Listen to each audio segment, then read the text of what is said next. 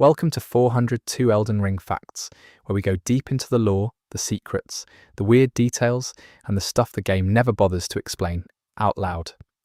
I put this video together because Elden Ring is one of those games where the more you look, the more you find. I've been collecting fragments of lore, obscure item descriptions, NPC dialogue, and developer interviews for months.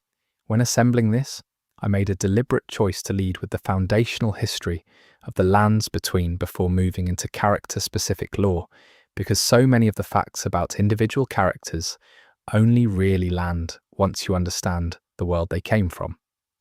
I also left out most of the DLC exclusive lore to keep this focused and digestible. So whether you're here to fall asleep, to learn something new, or just to spend time in this world a little longer, let's get into it. Before I move forward, I'm counting on you to support my channel by clicking that tiny subscribe button so that we can spread these amazing videos to folks like you around the world. Thank you. Fact 1. Elden Ring was directed by Hidetaka Miyazaki and co-created with fantasy novelist George R.R. Martin. Martin wrote the mythos of the world, meaning the deep history, the gods, and the catastrophic events that happened long before the game begins. Fact 2. George R.R. Martin's contribution is referred to as the Elden Ring mythos. He essentially wrote the backstory of a world that had already collapsed by the time you arrive. You are always arriving late. Fact 3. The game takes place in a region called the Lands Between. The name itself suggests something liminal, something caught between states of being, between life and death, between grace and ruin. Fact 4. The Lands Between is presided over by a golden order called the Golden Order. This is not just a religion, it is a cosmological system, a way of organizing reality itself around the power of the Elden Ring. Fact 5. The Elden Ring is not a physical ring you wear on a finger. It is a metaphysical construct that governs the fundamental laws of the world. Think of it less like jewelry and more like the source code of reality. Fact 6. The Elden Ring is held aloft by a being called the Elden Beast, which serves as the vessel and will of the Greater Will, a cosmic entity that exists far beyond the world itself. Fact 7.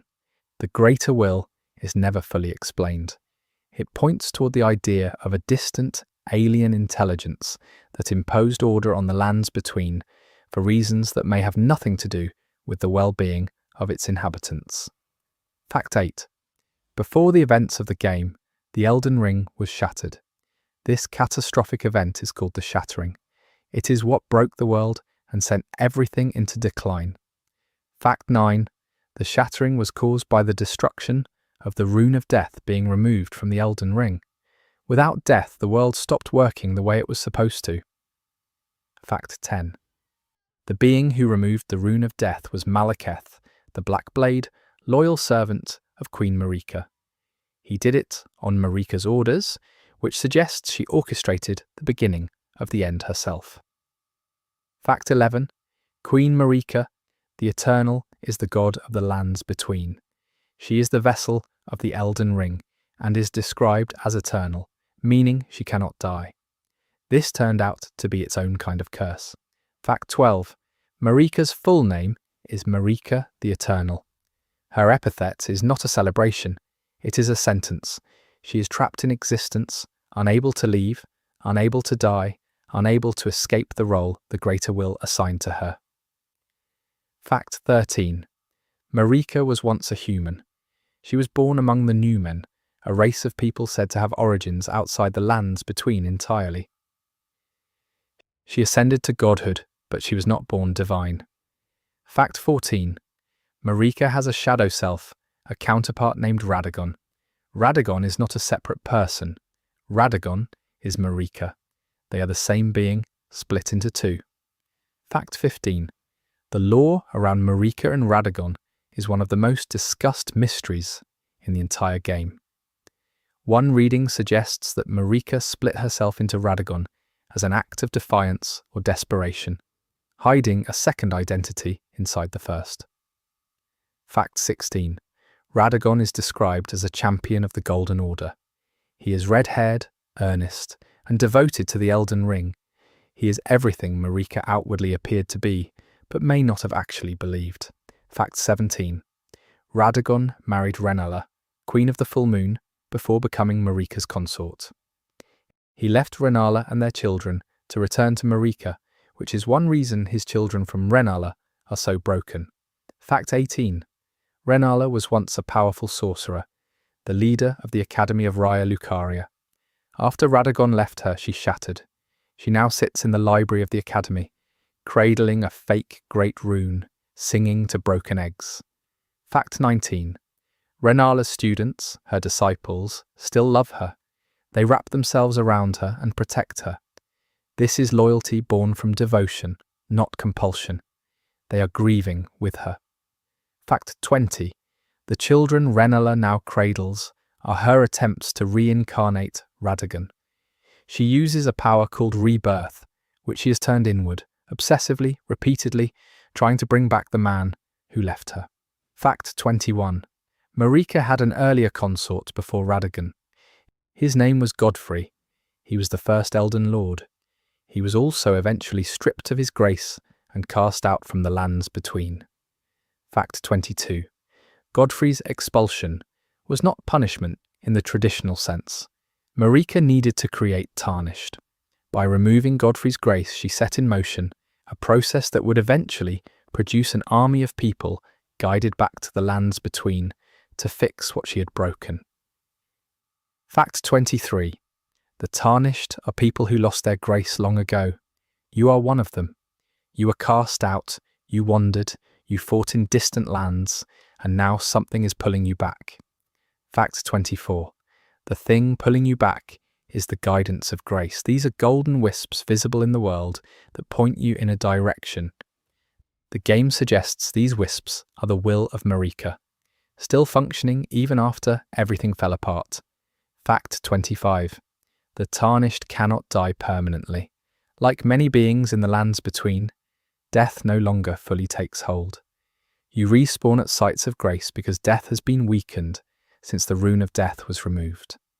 Fact 26.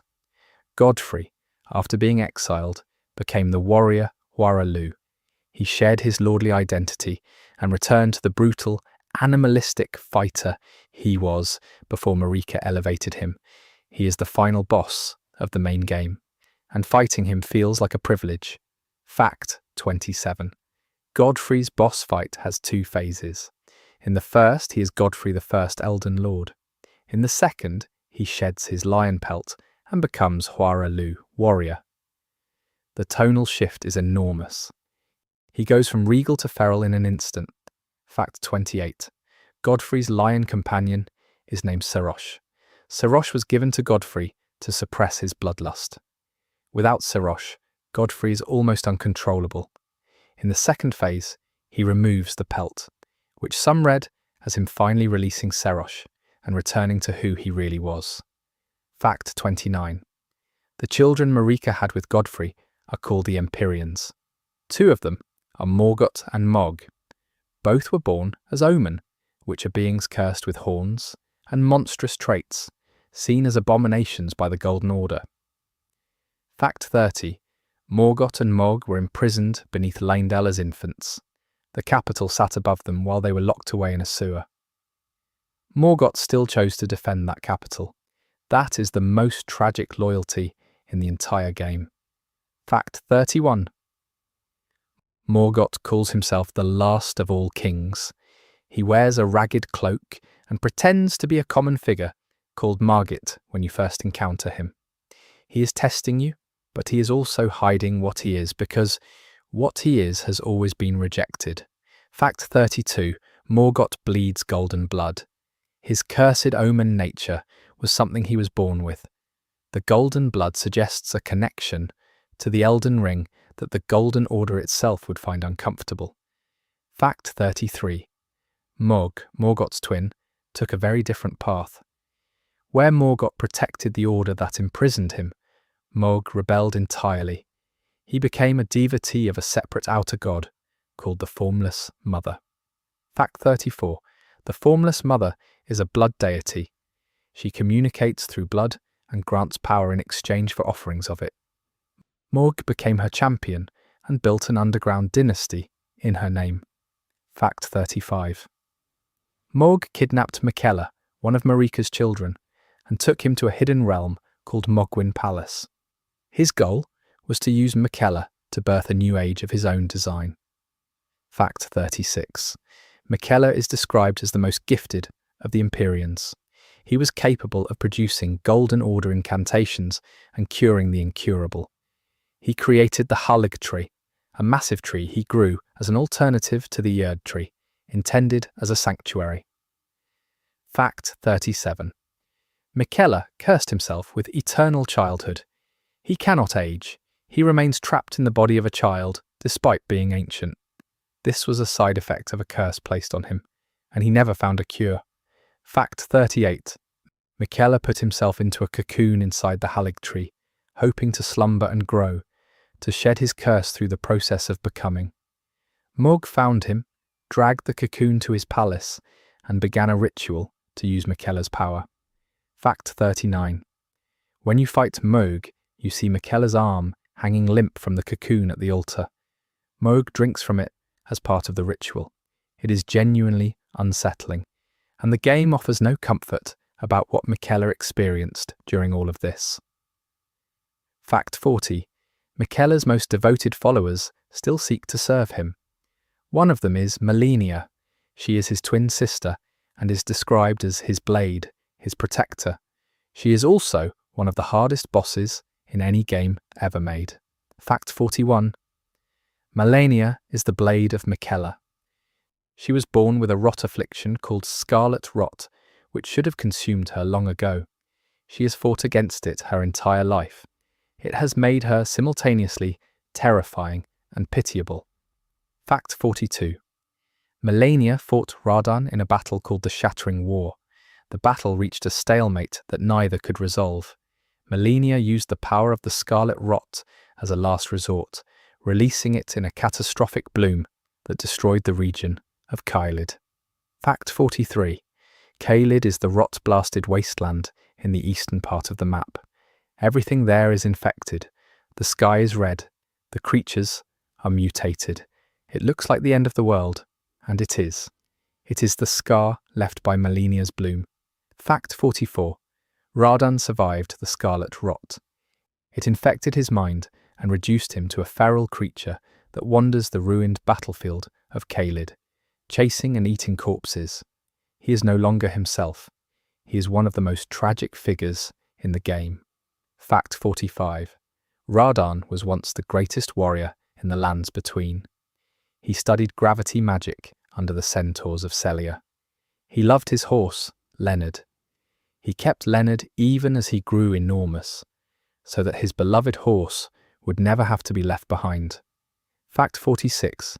Radahn used gravity magic to hold the stars in place. This is not metaphor. The stars in Elden Ring are literal cosmic forces with literal effects on the world. Radahn kept them from moving for reasons that are still debated. Fact 47. Some lore suggests Radahn held the stars back to protect a specific prophecy or prevent a specific future from being unlocked. One reading is that he was trying to delay something terrible that the stars' movement would trigger. Fact 48. When you kill Radahn, you release the stars.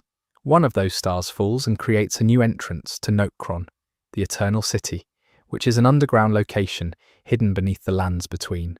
Fact 49. Nokron is described as an eternal city. There are multiple such cities buried underground. They were sunk there as punishment. The people who lived in them made a terrible mistake, and the Golden Order buried them for it. Fact 50. The mistake the Eternal Cities made was attempting to reach the Erd Tree's root, trying to contact something they weren't supposed to contact. In doing so, they offended the Greater Will and were cast underground forever. Fact 51. The underground regions of Elden Ring contain some of the most elaborate world building in the game. Siofra River, Ainsel River, Nokron, Nokstella, and the Lake of Rot are all down there.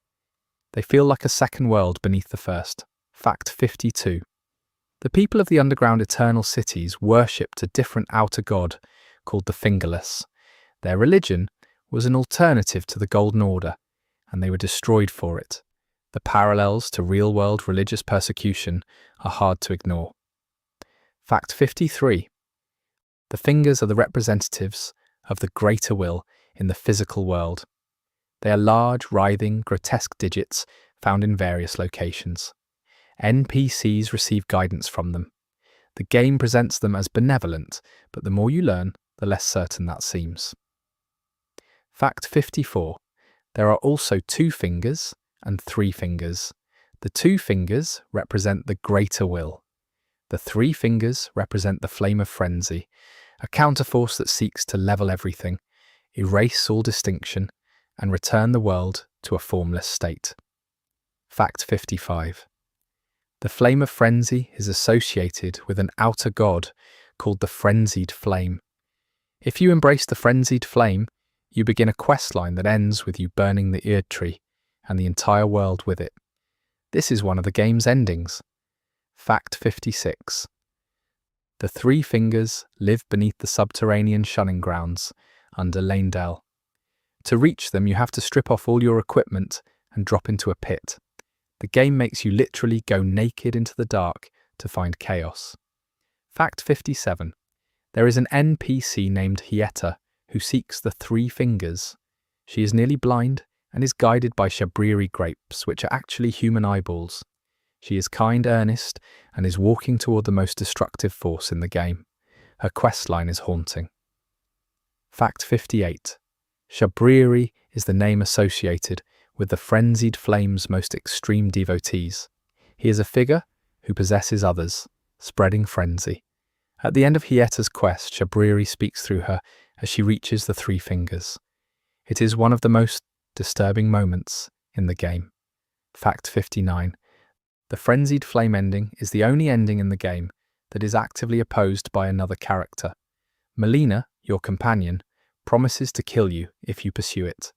She follows through on that promise if you reach the end. Fact 60. Melina is your maiden. She is the figure who activates your ability to level up and who gives you a spectral steed called Torrent. She is mysterious, one-eyed, and her origins are deeply ambiguous. Fact 61. Melina describes herself as someone without a maiden. She is a finger maiden who lost her purpose. One reading suggests she was Marika's own daughter, Marika having sent her out into the world with a message she cannot remember. Fact 62. Melina's message is never delivered. She carries something she cannot access. This is either a plot thread left deliberately unresolved or a secret that requires further interpretation of item descriptions and environmental details. Fact 63. Torrent, the horse you ride, is bonded to Melina. The implication is that Torrent served a previous Tarnished who has since died. Some believe that Tarnished was Miquella, though this is a popular theory rather than confirmed lore. Fact 64. Torrent can double jump. This is mechanically useful and also lore significant. Torrent's spectral nature allows it to do things a physical horse cannot. You are riding something that is partly not there. Fact 65. The Erd tree is the enormous golden tree that dominates the skyline of the lands between. It is the physical manifestation of the Elden Ring's power and the source of grace. It is what everything in the world is organized around. Fact 66. The Erd tree cannot be burned easily. It resists flame. This becomes a major plot point when you try to access Leyndell. The only way to burn it is through the Rune of Death, which is locked in Marika's sword, Marika herself, or through the frenzied flame. Fact 67. Leyndell Royal Capital is built around the fossilized claw of a dragon that lies embedded at the city's heart. This suggests Leyndell was once a site of ancient dragon worship before the Golden Order replaced it. Fact 68. There are 2 versions of Leyndell in the game. The original royal capital is lush and golden. After you burn the Erd tree with the Rune of Death through Malekith's defeat, the entire city is covered in ash. The same zone becomes Leyndell, Ashen Capital. Fact 69. The transformation of Leyndell into ash is one of the most dramatic environmental changes in the game. The music shifts, the light changes, the inhabitants are gone. You walk through the same streets surrounded by silence and grey. Fact 70. The bosses in Leyndell include Morgott, as previously discussed, and also Godfrey's Shade, a manifestation left behind by the first Elden Lord when he was exiled. Fighting a ghost of Godfrey before fighting Godfrey himself gives the encounter extra weight. Fact 71. There is a boss called the Draconic Tree Sentinel, who guards the entrance to Leyndell. It is a knight mounted on a dragon-headed horse, who wears armour crackling with lightning. It exists to remind you that Leyndell does not want visitors. Fact 72. The tree avatars found throughout the game are animated constructs that serve the Erd Tree. They are not living beings in a traditional sense. They are extensions of the tree's will, and they drop Erd Tree-related materials when defeated. Fact 73.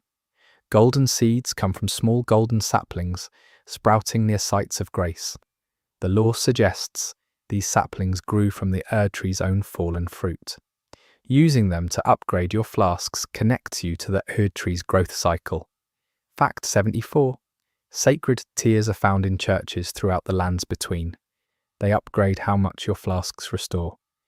The churches that contain them are often ruined, suggesting the faith they represented has already collapsed. Fact 75. The two fingers have a companion called the finger reader. Finger readers are old women who interpret the gestures of the two fingers and relay their guidance. They are essentially translators for a god you can never speak to directly.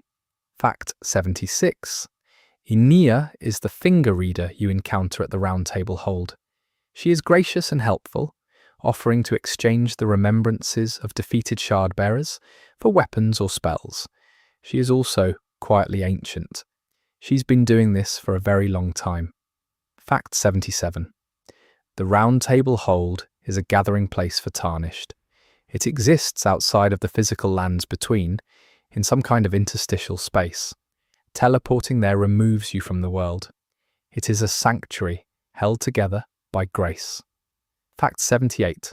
Multiple NPCs gather at the Round Table Hold. Their quest lines intersect there.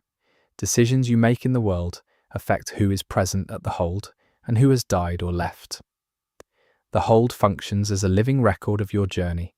Fact 79.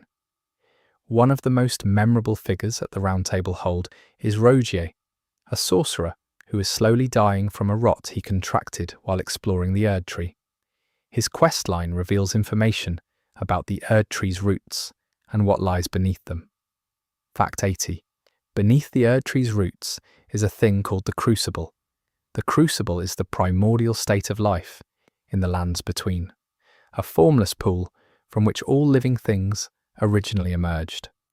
Knight armour sets themed around the Crucible suggest there were once warriors who venerated this primordial state. Fact 81. Crucible Knights are some of the toughest standard enemies in the game. They carry Erd Tree shields and use incantations tied to the Crucible. Their existence suggests a very old order of warriors who predate the Golden Order. Fact 82. Crucible Knight incantations include abilities like sprouting a tail, growing wings, and exhaling dragon-like fire. These traits were once considered signs of great blessing, not monstrosity. The Golden Order's coming changed what was considered beautiful. Fact 83. The Omen, beings like Morgott and Marg, are covered in horns and monstrous traits that are explicitly called Crucible traits. This means they are not cursed in any cosmic sense. They simply carry ancient life in their bodies. The Golden Order called it a curse to justify despising them. Fact 84. This reframing of what the Omen curse actually is one of the most devastating pieces of lore in the game. The people who were imprisoned, shunned and destroyed for being Omen were carrying life that predated the current god. They were not abominations, they were reminders. Fact 85. Melina has one eye that she keeps closed. When she opens it, it is gold. Some interpret this as evidence of Empyrean status. Others point to a connection with the frenzied flame. The game does not resolve this. Fact 86. Roderica is an NPC who begins as a timid young woman and becomes a spirit tuner who upgrades your spirit ash summons. Her character development over the course of the game is one of the most gentle and satisfying arcs in the entire experience. Fact 87. Spirit ashes let you summon the spirits of dead creatures and warriors to fight alongside you. The lore suggests these spirits are the lingering echoes of beings who died in the lands between. You are calling the dead back to fight one more time. Fact 88. The Black Knife Assassins are a group of killers responsible for the Night of Black Knives, the event that preceded the Shattering. They stole a fragment of the Rune of Death and used it to kill Godwyn the Golden. Fact 89. Godwyn the Golden was Marika's first son by Godfrey. He was beloved. He was said to have forged a peace with the dragons, rather than simply destroying them. His murder is the wound at the centre of everything that followed. Fact 90. Godwyn did not simply die. Because of the way the Black Knives used the Rune of Death, only his soul died. His body lived on. He became something called the Prince of Death, a being without a soul, endlessly growing beneath the Erd Tree. Fact 91. Godwyn's body can be seen in several locations in the game. His face has grown enormous and appears in the roots of the Erd Tree, under the capital, and in other subterranean spaces. He is vast, dead, and still growing. It is one of the most disturbing images in the game. Fact 92. The Night of Black Knives is the event that started the end. It was the first domino. Marika's grief and rage at losing Godwyn is what led her to shatter the Elden Ring, or at least that is one reading. Another reading says she was waiting for an excuse. Fact 93. The Black Knife Assassins are all women. The lore suggests they were Numen from the same ancient people as Marika herself. Their involvement implies Marika may have had knowledge of or involvement in the assassination she publicly mourned. Fact 94. One of the Black Knife Assassins, named Alecto, is a boss you can fight. Her black knife weapon is one of the most distinct in the game, capable of sending a wave of death energy that temporarily removes a chunk of your maximum health. Fact 95. There is a character named Fear, the deathbed companion, who sits in the round table hold and offers to hold you. If you let her, she gives you a mild debuff to your health. She is collecting something from every tarnished she holds. She is working toward Godwyn. Fact 96. Fear's questline leads to the deepest part of the underground, to a place called the Deep-Root Depths, where Godwyn's remains are most concentrated. She wants to give a proper soul to the soulless body of the Prince of Death. Fact 97. Fear is a deathbed companion, a type of woman who consorts with those who carry the power of death. She is not evil. She is devoted to a cause that the Golden Order finds repugnant, and she pursues it quietly, tenderly, and without apology. Fact 98. If Fear succeeds, the ending associated with her questline creates an age of the Duskborn, a world where death is restored and those who died wrongly are finally given peace. It is one of the more hopeful alternate endings in a game full of grim choices. Fact 99. The Age of the Duskborn ending is also described as something that will cause the lands between to wither. Restoration of death means things can finally end. Some interpret this as mercy. Others see it as decline. Fact 100. There are 6 major endings in Elden Ring. They include the Standard Age of Fracture, the Age of the Duskborn, the Age of Stars, the Blessing of Despair, the Lord of Frenzied Flame, and the Age of Order. Each reflects a different vision of what the lands between should become. Fact 101. The Age of Stars ending is associated with Ranni the Witch. It is widely considered the most complex and narratively rich ending in the game, partly because it requires completing the longest questline. Fact 102. Ranni is one of Marika's children by Radagon. She is a full Empyrean, which means she was a candidate to become the next vessel of the Elden Ring. She refused. She orchestrated her own escape from that destiny. Fact 103. On the night of Black Knives, Ranni used a fragment of the stolen rune of death to kill her own body. She transferred her soul into a doll. She let the world believe she was dead. She then spent centuries planning a different future. Fact 104. Ranni killed herself to escape the Two Fingers. If she had remained alive, she would have been bound to serve the greater will as its next vessel. She chose self-destruction over servitude. This is either heroism or hubris, depending on how you read it. Fact 105. Ranni's doll body is the blue witch you meet in a tower. She has 4 arms, 2 of which are doll-like and artificial. She speaks in a formal, slightly cold cadence. She recruits you into her service, but she is also, for most of the questline, alone. Fact 106. Ranni's ending removes the Elden Ring and the Greater Will's influence from the lands between entirely.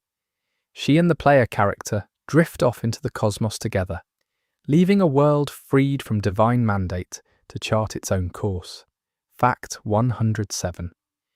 The Age of Stars ending is seen by many players as the most hopeful because it offers freedom, genuine freedom, from the cycles of control that have defined the lands between for millennia.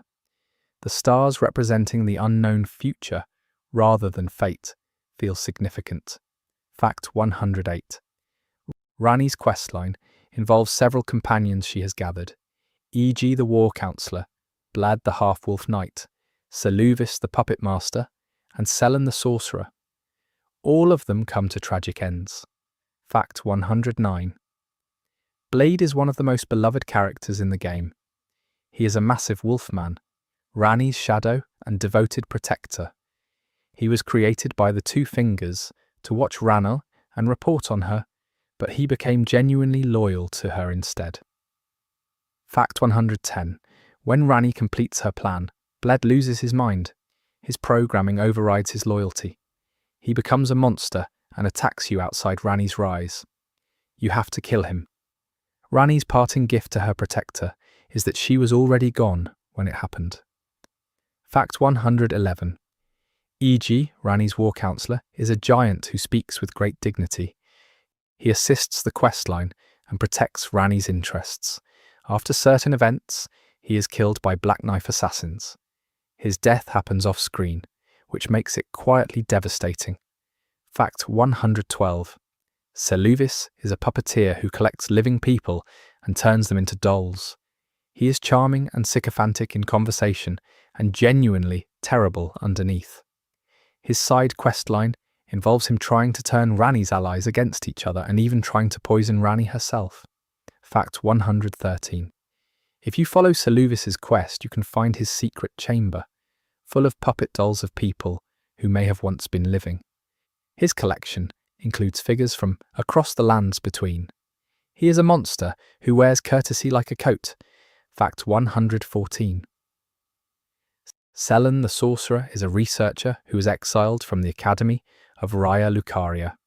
Her goal is to restore primeval sorcery, the original magic that predates the Academy's systematized approach.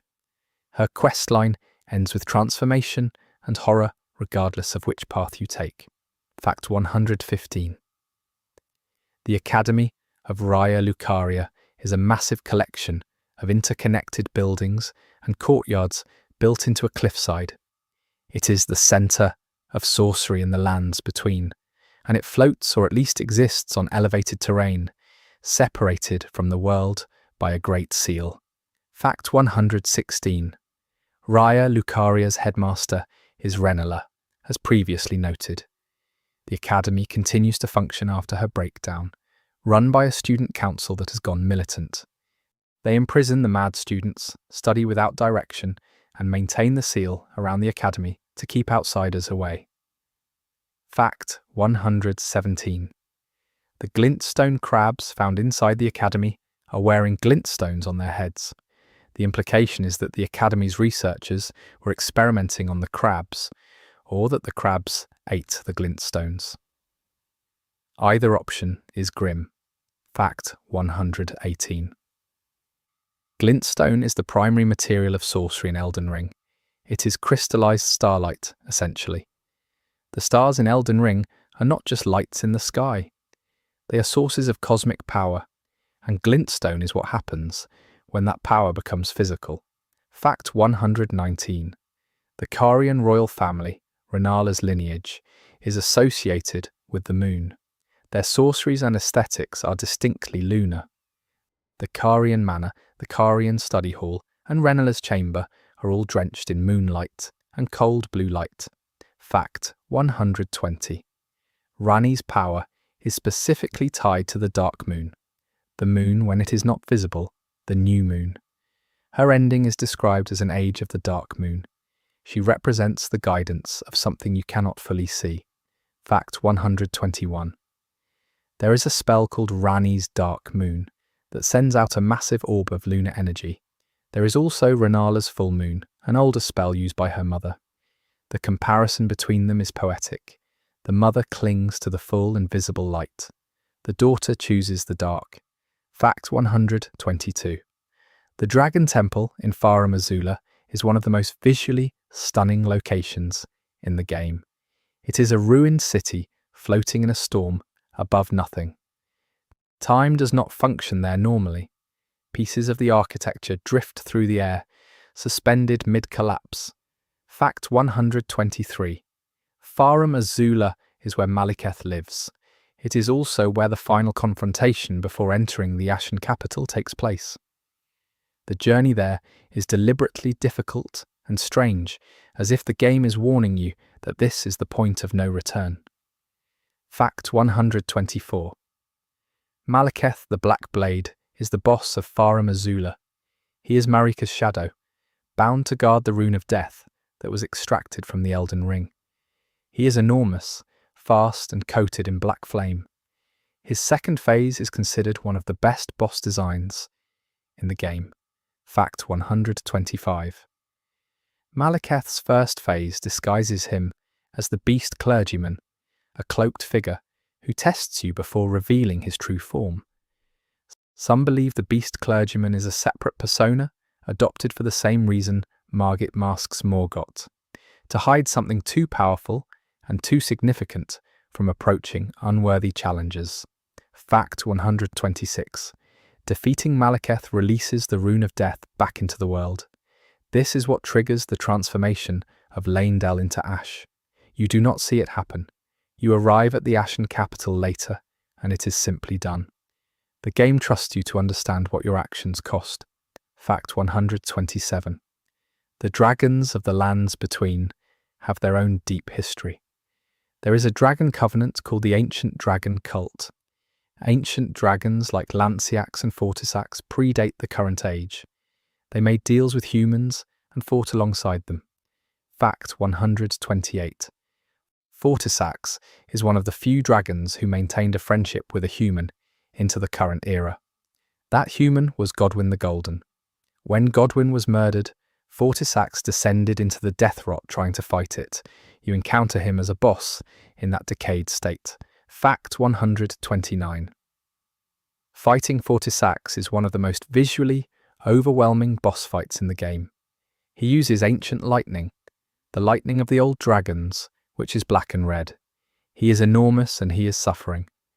The fight is both spectacle and lament. Fact 130. Ancient dragons have the ability to grant their dragon hearts to human warriors. Placidusax did this. There is a reference to a lord who wielded Placidusax's power, an ancient god-king whose name was erased from history by the Greater Will. Fact 131. Dragon Lord Placidusax is an optional boss in Farum Azula. Reaching him requires lying down at a specific invisible location to be transported to his arena. He is an ancient two-headed dragon who still waits for a god who abandoned him long ago. Fact 132. Placidusax predates Marika. He served as the Elden Lord under an older god before the Greater Will's order arrived. That god left. Placidusax remained. He has been waiting frozen in time in Farah Missoula, for a return that will never happen. Fact 133. The image of Placidusax curled up and waiting is one of the most melancholy moments in all of Elden Ring. He is not a villain. He is a survivor of an older age, too loyal to stop waiting, too powerful to be forced to stop. Fact 134. The Rune of Death is not simply the concept of death. In Elden Ring, it is a specific power that was removed from the Elden Ring by Marika, making permanent death impossible for many beings. This is why golden seeds and sights of grace keep reviving you. Fact 135. Without death, the world could not complete its cycles. People who should have died continued. Cultures that should have ended persisted in rot. The land decayed slowly, without the cleansing function of real endings. Marika removing the Rune of Death was an act with enormous unintended consequences, unless she intended them. Fact 136. There are beings called the Death Root that are spreading through the underground. Gurranq, the beast clergyman, the same figure as Malekith, is trying to eat the Death Root before it spreads. He is consuming death before it can infect the world. Fact 137. Feeding Gurranq Deathroot reveals more of his lore and provides you with incantations and weapons. His questline is one of the few that acknowledges the underground world's connection to death spreading in a way the surface world tries to ignore. Fact 138. The Nox people of the Eternal Cities built a puppet called Astal out of stars. Astal, natural born of the void, is a boss found in the Lake of Rot. It is a creature assembled from cosmic matter, enormous and alien and nauseating to look at. Fact 139. Astal was sent by an outer god to destroy the Eternal Cities as punishment. It fell from the sky and crashed into the underground. It has been there ever since. The people it was sent to destroy are long gone, but Astal remains, still waiting, still hungry. Fact 140.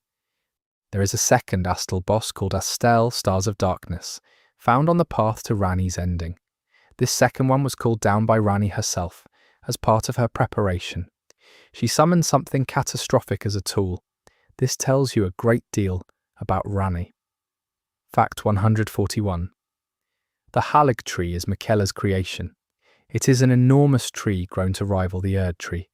Miquella cultivated it as a sanctuary where Omen, Tarnished, and those rejected by the Golden Order could find refuge.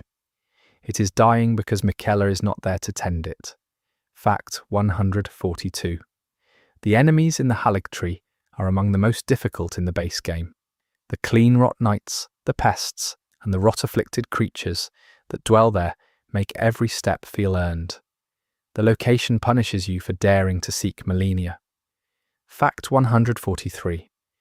Malenia's arena is a flower-covered chamber high in the canopy of the Halig tree. When you first enter, it is quiet and beautiful. Then she rises, sheathing her prosthetic arm, and the music begins. Fact 144. Malenia has no left arm and no left leg. Both were lost to scarlet rot. Her prosthetics are legendary crafted replacements. The fact that she fights as well as she does with artificial limbs makes her victory over Radahn even more impressive in hindsight. Fact 145.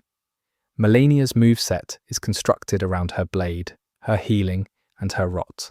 Her healing on hit means she recovers health every time she strikes, even when you block. You cannot turtle against her. She demands engagement. Fact 146. Her second phase begins with the Scarlet Aeonia, an enormous dive that creates a bloom of scarlet rot on impact. This bloom then sprouts flowers.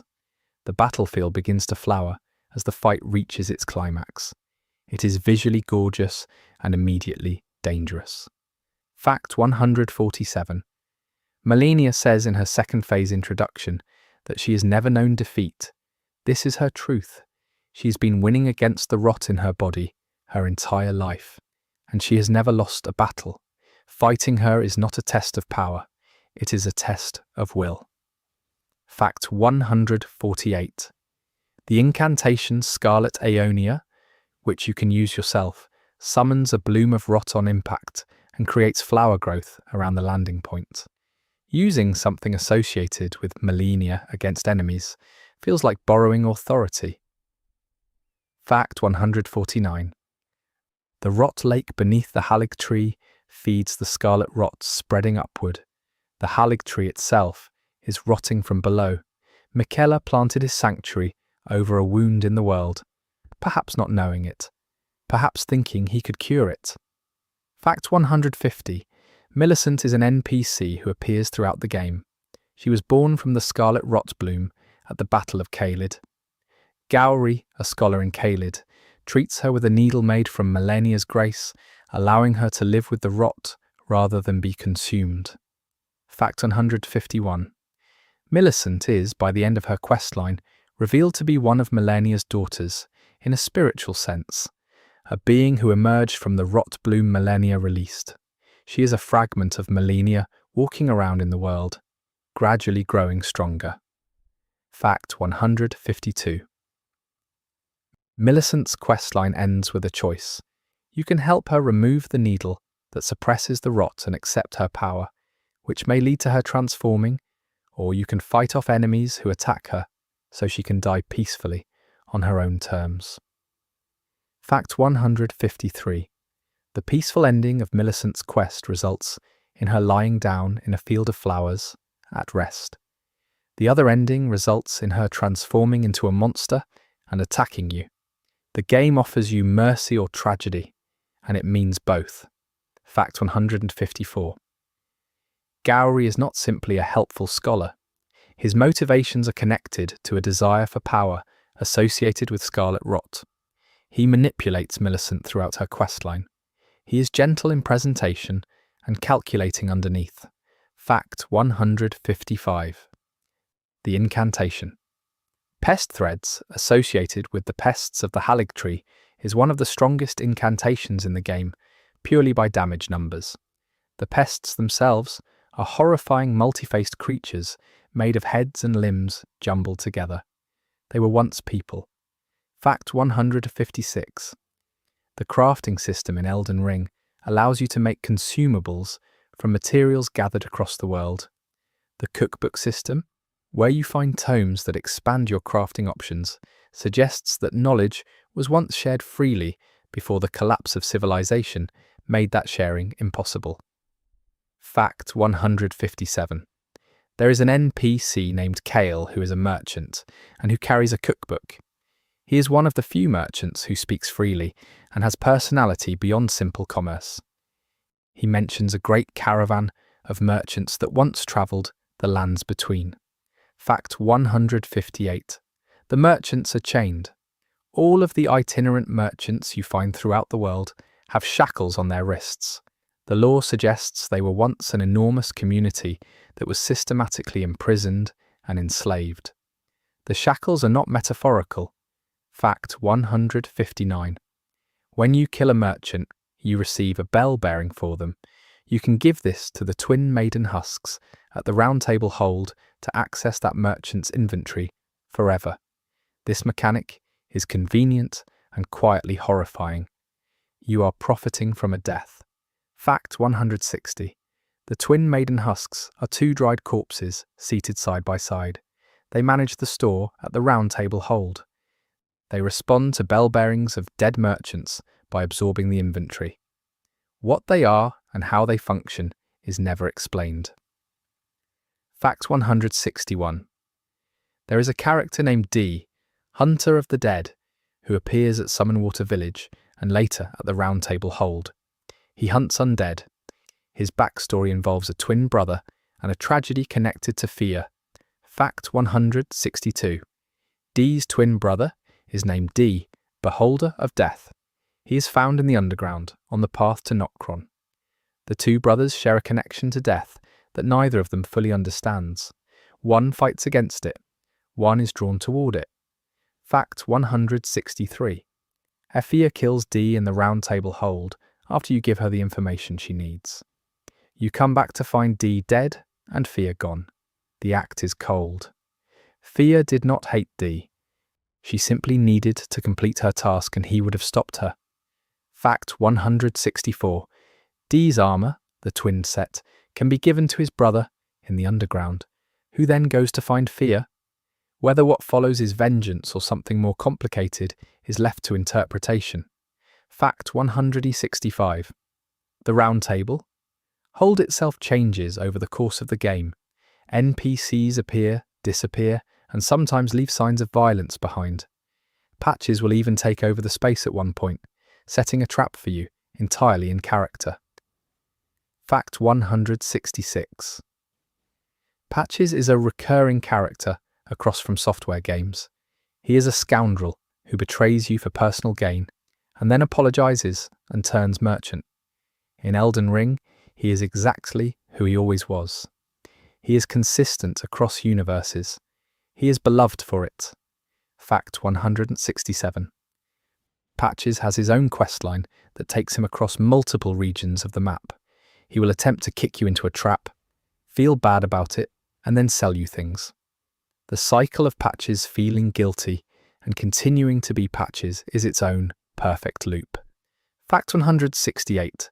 There is a gesture called the Patches Crouch, unlocked by completing his questline. It mimics his characteristic pose when he is pretending to be humble.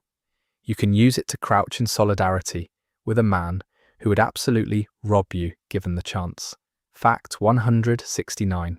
Many of the gestures in the game have lore implications. The one-eyed shield gesture is associated with the soldiers of Leyndell. The Hoslow's Oath gesture is connected to a duelist family. The gestures are small world-building details dressed as social functions. Fact 170. The Volcano Manor is a building on a plateau above lava. It is run by a figure named Tanith and her knight Bernal. The manor functions as a guild of assassins, targeting those who remain loyal to the Golden Order. Fact 171. Rykard is the lord of the Volcano Manor. He is one of Marika's children by Radagon. He fed himself to a massive serpent god in order to consume its power. He is now a god-eating serpent wearing the bones of a demigod. He is one of the most grotesque bosses in the game. Fact 172. Rykard's philosophy was to consume everything, including gods.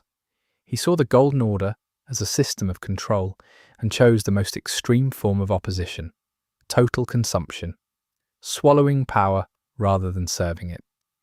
Fact 173. Rykard's Great Rune has no apparent use. It does not do anything beneficial when activated.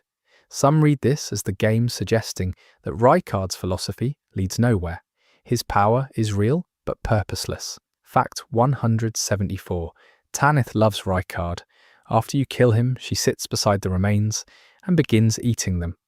This is horrifying and deeply sincere. She is completing something she understood between herself and Rykard. The game gives her no dialogue about it. It just lets her be. Fact 175. The Gelmir Heroic Grave is a catacomb near the Volcano Manor, where you fight a Crucible Knight and a Grafted Scion combination boss. The Grafted Scion is a creature made of multiple bodies and limbs assembled together, one of the most visually alien enemy types in the game. Fact 176.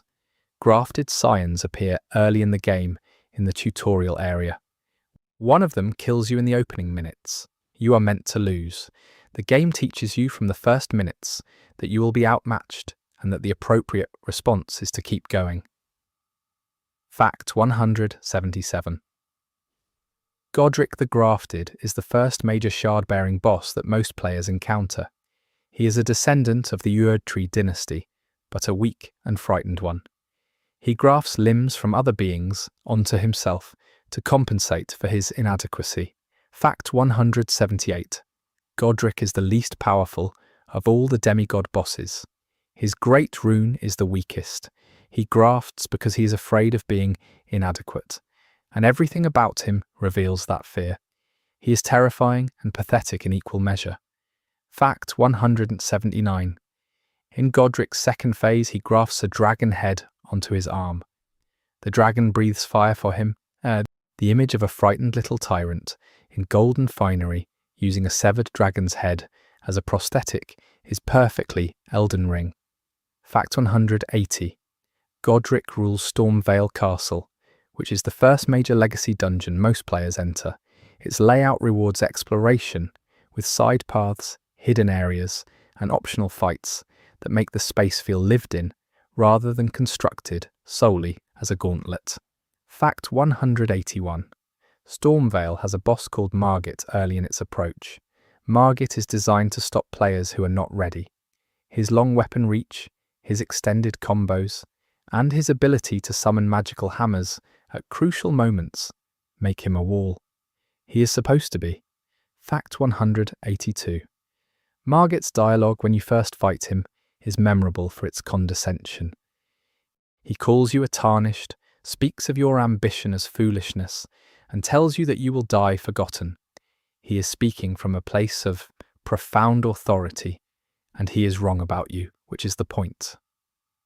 Fact 183. Margit and Morgott share the same moveset in many ways, but Morgott's version is expanded and more aggressive. Knowing Margit first makes Morgott both familiar and terrifying. You think you know the dance. You do not. Fact 184.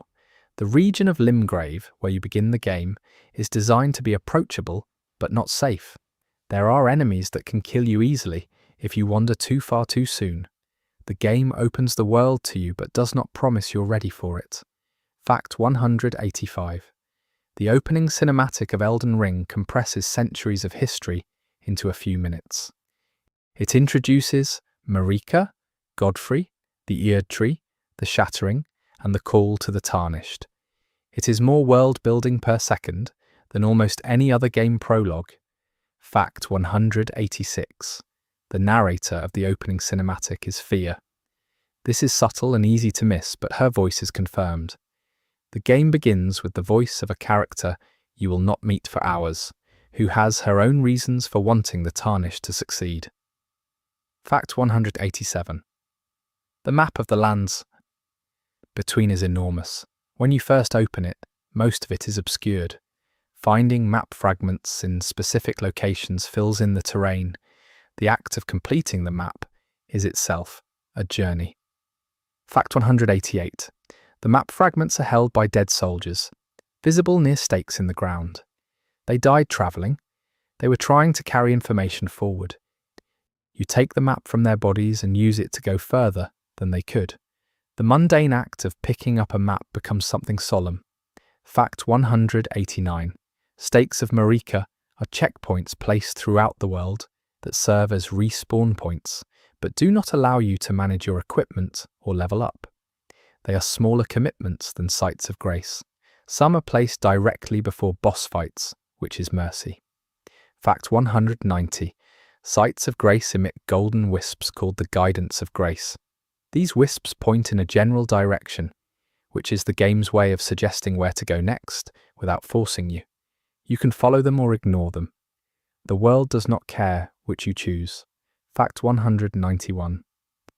The lands between has a day and night cycle. Certain enemies only appear at night. Certain NPCs are only available during the day. The cycle matters mechanically and lore-wise. The world was once fully alive with this rhythm. What is left of it still remembers. Fact 192. Night cavalry are spectral horsemen who patrol roads at night. They are aggressive and hard to fight in open terrain. Their lore suggests they were once actual cavalry who patrolled the roads in service of the kingdom. Now they are echoes, still riding their routes. Fact 193. The bell bearings you can obtain from bosses unlock their weapon arts or spells in your own toolkit. This is framed as collecting the knowledge and techniques of those you've defeated. You are not just killing enemies, you are inheriting from them. Fact 194. There is a weapon called the Grafted Blade Greatsword that requires enormous strength to wield and appears to be constructed from dozens of ordinary swords grafted together. Its description links it to an oath of vengeance. Somewhere, someone assembled a weapon out of the swords of those they swore to avenge. Fact 195. The Carian regal scepter is a staff used by Renala herself. Obtaining it requires her remembrance. Using it feels like inheriting the headship of the Academy, like stepping into a role that has been empty since she shattered. Fact 196. Every remembrance boss in the game, every shard-bearing demigod, has a remembrance item that can be consumed for runes or traded for their signature weapon or spell. Consuming a remembrance feels wasteful. Using their power feels like a different kind of tribute. Fact 197. The Elden Ring score was composed by Yuka Kitamura, Tsukasa Saito, Yoshimi Kato, Shoi Miyazawa, and Takahiro Iriki. The music changes dramatically between exploration, combat, and boss encounters. The same theme can feel like a memory and then a threat. Fact 198. Radahn's boss theme is called Star Scourge Radahn. It incorporates both orchestral grandeur and a kind of thundering inevitability. It suggests someone who is great and has become a force of nature. The theme does not mourn him. It celebrates what he was, even as it shows you what he is. Fact 199. Margit's theme, A Great Enemy Appears, is associated with multiple bosses throughout the game. Its recurring use creates a sense that certain enemies represent a category of challenge. When you hear it, you know you're facing something that belongs to a specific tier. Fact 200. Malenia's theme, Remembrance of the Rot Goddess, has two movements. The first is measured and precise, like Malenia herself in her first phase. The second blooms and spirals outward, evoking the Scarlet Ionia. The music becomes the fight. Fact 201. Renala's theme begins as a lullaby, quiet and gentle. As the fight progresses, it builds into something more turbulent, but never loses its melodic core. The theme suggests someone who was beautiful and is now broken but still present beneath the damage. Fact 202. The overworld theme changes depending on the region. Limgrave has an open, adventurous quality. Caelid's ambient music is low and diseased. The mountaintops of the giants have a cold, ancient resonance that makes the region feel like the end of everything. Fact 203. The mountaintops of the giants is the penultimate major region of the game. It is covered in snow, populated by colossal, ancient giants, and centered around the Forge of the Giants, where the Erd tree must be burned. It feels like the top of the world. Fact 204. The giants of the mountaintops were an ancient enemy of the Golden Order. Marika waged war against them and defeated them. The flame they carried, the flame of ruin, was their sacred power. Marika extinguished most of it. Not all of it. Fact 205. There is a giant on the mountaintops who has no eyes. His name is implied to be the last of his kind. He carries the flame inside himself. When you reach the forge, Melina burns herself to ignite it. The giant weeps. Fact 206. The giant's weeping is one of the most affecting moments in the game because it comes without explanation. The game does not tell you what he is mourning. He is the last of a people, watching something he recognizes being used for a purpose he did not choose. Fact 207. The flame of ruin, the fire giant's power, is the only thing that can burn the Erd tree. The Erd tree itself resists all ordinary flame.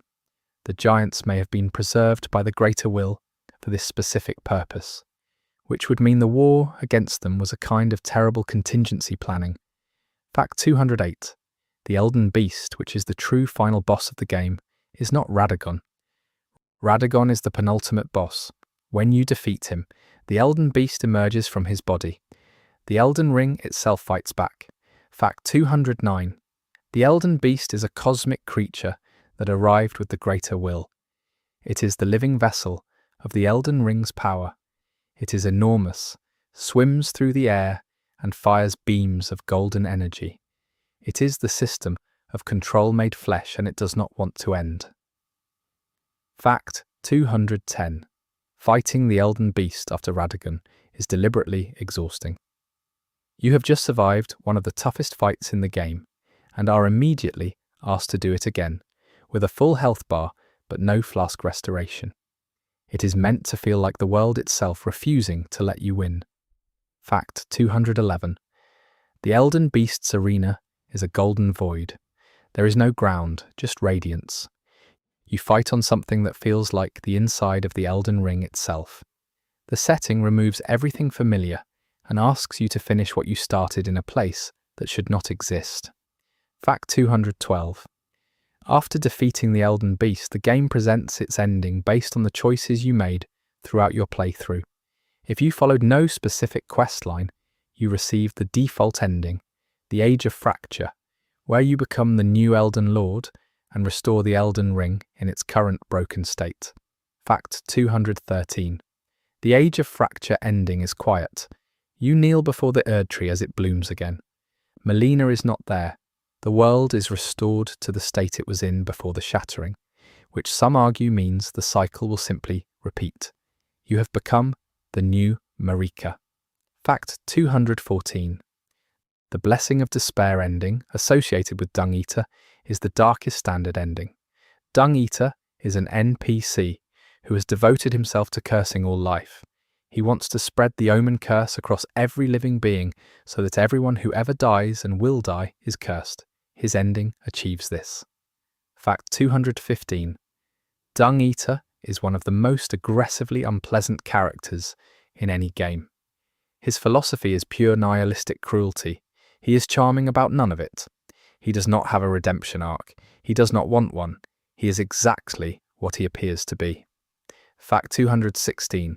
Obtaining Dung Eater's ending requires feeding his body seedbed curses, which are cursed objects found on the corpses of people he has already cursed. You are feeding his power while he sits chained in the Round Table hold. It is an elaborate act of enabling. Fact 217. The seedbed curses have item descriptions that suggest the people they came from suffered terribly. Collecting them and bringing them to Dung Eater makes the player complicit in that suffering. Some players refuse to complete the questline on principle. Fact 218. There are 12 shard-bearing demigods referenced in the game's lore, though not all of them are boss encounters. Some died during the Shattering War. Some are mentioned only in item descriptions. The game's history is larger than what you can access. Fact 219. Praetor Rykard, General Radahn, Malenia, Morgott, Mohg, Godric, Renala, and Miquella are the children of Marika most central to the game's plot. Each represents a different response to the collapse of the Golden Order. None of them found a clean answer. Fact 220. The Great Jar is a giant jar-shaped enemy sitting on the edge of a cliff in the Altus Plateau. It will send you to fight 3 invader NPCs if you speak to it. If you survive, it gives you nothing. It says nothing. Its purpose is completely opaque. Players love it unreservedly. Fact 221. Alexander the Iron Fist is a giant living pot who has gotten himself stuck in the ground. You help him out. He thanks you. He then becomes a companion in spirit, appearing at key moments of the game, like the Radahn Festival, where he is having the time of his life. Fact 222. Alexander's questline ends with him asking you to fight him. He wants to test himself against you at the height of your strength. He is cheerful about it. If you win, you receive a talisman made from his shards. He contains warrior ashes within himself. He is a vessel for the honoured dead. Fact 223. The warrior jar tradition involves living pots containing the cremated remains of warriors. The pot itself is a vessel that can fight in their honour. Alexander is one of these, larger than most, and genuinely joyful about his purpose. Fact 224. Many of the smaller living jar enemies you fight in the world contain warrior ashes. They fight you not out of malice, but because they are honouring the tradition of the warrior within them. You are fighting someone's legacy. Fact 225. Jarben is a small pot child you can find in Jarberg, a village populated by small living jars. He is soft-spoken and curious. His questline is simple and gentle. It stands out in a game full of tragedy as a moment of something like peace. Fact 226. Jarburg's jars take care of a garden and live quietly. They are not aggressive. They are harmed when Dialos, a nobleman looking for his lost servant Lanya, arrives and brings violence near them. Dialos's questline involves learning that his pursuit of revenge caused more harm than it healed. Fact 227. Dialos is a character who begins proud and ends humbled. His arc is not heroic. He fails to save the people he cared about and eventually finds a quiet place to die. The game does not mock him for it. It lets him have a small dignity at the end. Fact 228. Bernal, the knight who works with Tanith at the Volcano Manor, eventually leaves to pursue his own ambitions after Rykard is killed. He appears as an invader later in the game on the path to the Elden Beast. He went to become Elden Lord himself. He failed. He came back to fight you. Fact 229. NPC invasions in Elden Ring are lore significant. Most of the figures who invade you are people with their own goals and reasons for attacking. They are not random enemies. They are stories arriving to challenge you. Fact 230. Ensure of the Royal Remains invades you in the Round Table Hold after you obtain the Haligtree Medallion. He was waiting for you to find it. He is one of the more enigmatic invaders, connected to a faction that wanted to use Miquella's Haligtree for purposes the game does not fully disclose. Fact 231.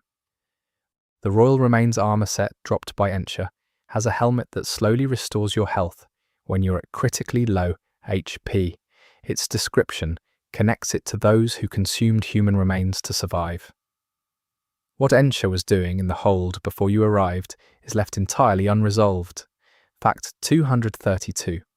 The Tarnished Furled Finger is an item that allows players to leave summon signs for cooperative play. The lore framing is that Tarnished who wish to help others leave a trace of themselves that can be called upon. It is altruism made mystical. Fact 233. The Furl-Calling Finger. Remedy reveals summon signs on the ground. Without it, you cannot see them. The mechanic suggests that the connections between Tarnished are normally invisible and require effort to perceive. Sights of Grace produce a similar sound. The audio cue for safety and direction is consistent. When you hear that hum, you know you are near something that will help you. The game trains you through sound. Fact 451. The sound of Melinia's rot bloom in her second phase is distinct from any other audio in the game. It is wet and enormous, and followed by a silence before the petals settle. The game gives you a brief moment after the bloom to understand what just happened before the flowers appear. Fact 452. The visual design of Elden Ring was handled by From Software's internal artists, working with concept direction from Miyazaki. The aesthetic blends medieval European armor traditions with fantastical organic elements, massive scale, and deliberate degradation. Everything looks like it was once greater than it currently is. Fact 453. The armor design in particular draws from multiple historical traditions. Some sets reference Byzantine aesthetics, some suggest Crusader-era equipment, and some are entirely fantastical. The range creates a visual world that feels historically textured without being historically specific. Fact 454. The Bull-Goat armor set is the heaviest in the game, offering the highest poise. It belongs to Patches' nemesis, a figure named Patches who never appears, and a goat-themed warrior called the Great Horned Tragoth. Tragoth invades you to defend Patches. He is enormous and furious and wearing the best poise armor available. Fact 455. Tragoth can be summoned to help you fight the Magma Worm boss at Ruin-Strewn Precipice if you choose not to invade him. This means the same character who will invade your world to kill you can become your ally in a different context. The game's NPC system allows for this kind of moral flexibility. Fact 456. The magma worm is a recurring enemy type found near volcanic areas. It is a dragon that has partially dissolved into its own magma, dragging itself forward on its front arms. It is one of the more unsettling designs in the game because it looks like something that was once greater and is now diminished by its own power. Fact 457.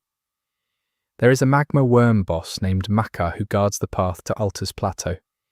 He is optional if you use the 2 medallion halves to access a different route up. Players who know the alternative sometimes never encounter him. He guards a path that does not have to be taken. Fact 458. The Grand Lift of Dectus requires the 2 halves of the Dectus medallion to operate. One half is in a fort in Limgrave. The other is in a fort in Caelid. The game hides the key to its mid-game transition in 2 different zones without telling you this is where to look. Fact 459. The fort in Caelid that holds the medallion half is called Fort Faroth. It is full of bats and a dragon who sits outside it. The approach is dangerous enough to suggest you might not be in the right place, but the reward confirms that you're exactly where you need to be. Fact 460. The Altus Plateau is the mid-game region that separates Liurnia from Leyndell. It is golden and warm, covered in ruins and soldiers. The first time you arrive from the Grand Lift and see the expanse of it, with Leyndell visible in the distance, is one of the best moments of geographical revelation in the game. Fact 461. The Shaded Castle is a small poison-filled fortress on the Altus Plateau that holds an upgrade item for your flask. Many players miss it entirely. It is not on the critical path. It is simply there, guarding its reward, waiting to be found by those who look. Fact 462. Elemer of the Briar is the boss of the Shaded Castle. He controls his weapons from a distance, sending them flying ahead of him. His moveset is unusual enough to catch players off guard even if they are experienced by that point. The Shaded Castle is a small detour that earns its difficulty. Fact 463. The Altus Plateau contains the Windham Ruins, where a Tibia Mariner boss raises skeletons from the ground. Tibia Mariners appear throughout the game, rowing through the air in a boat as if the world they remember was still flooded. They are remnants of a time before the land settled. Fact 464. Tibia Mariners drop Deathroot. Their connection to death, their boat, and their appearance near ruins suggests they predate the current era significantly. They move through the world as if it is still the world they knew, and the world as it exists now is simply something they pass through.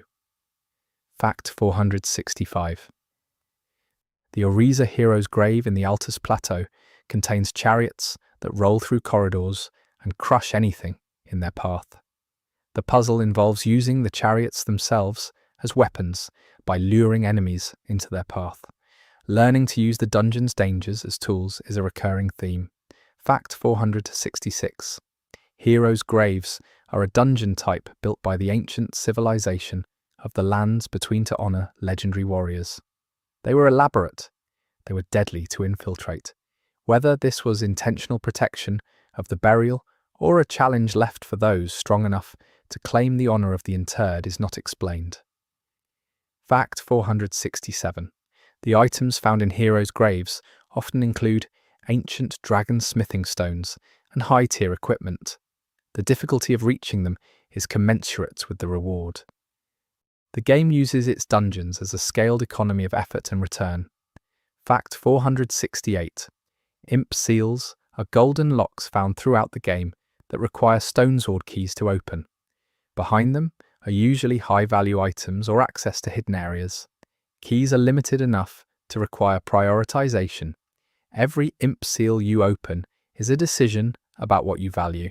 Fact 469. There are messages left by other players visible on the ground throughout the lands between. They are filtered through a set template of words and phrases.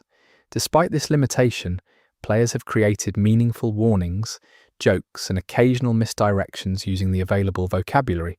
Fact 470. Player messages can be rated by other players.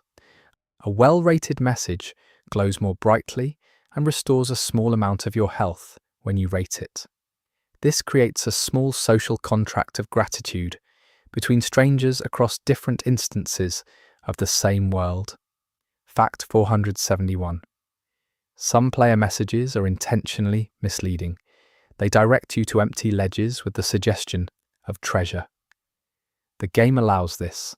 It is a reflection of the world itself, where not every guide can be trusted, and following instruction blindly is its own kind of failure. Fact 472. Bloodstains left by other players show you a ghost of their final moments. Touching a bloodstain replays their death. This mechanic is inherited from Dark Souls and serves as both a warning and a record. Someone died here.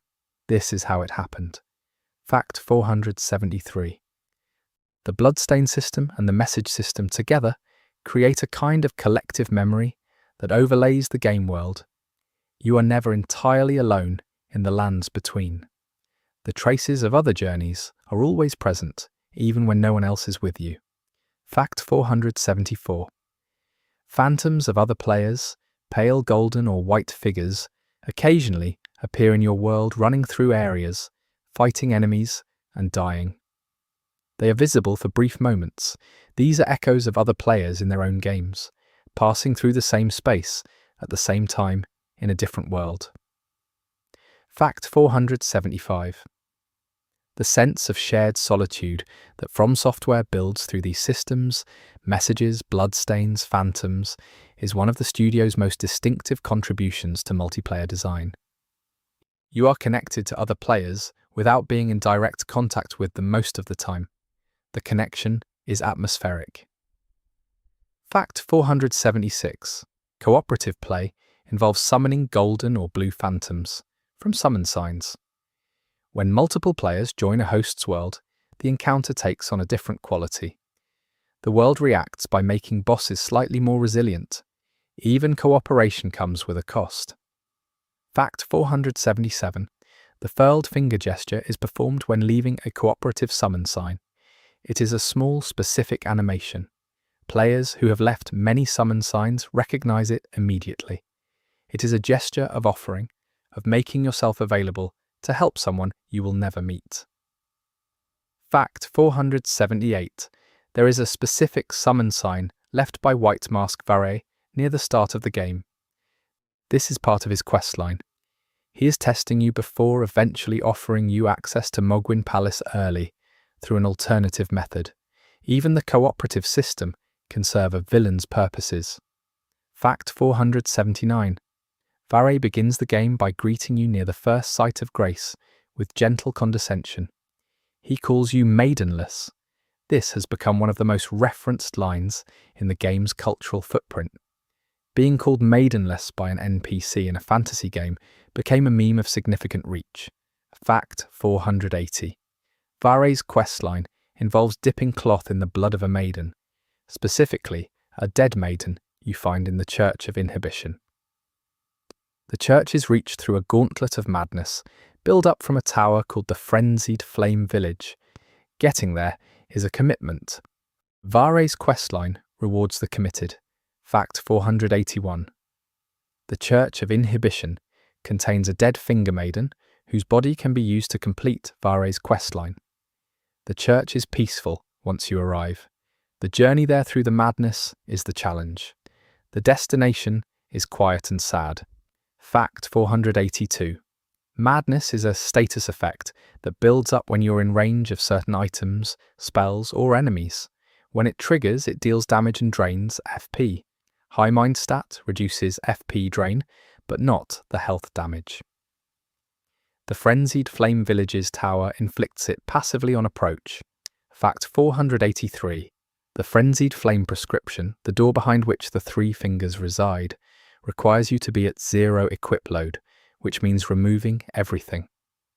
The requirement that you strip to nothing before encountering chaos is a design choice that feels deliberate and a little humiliating in the best way.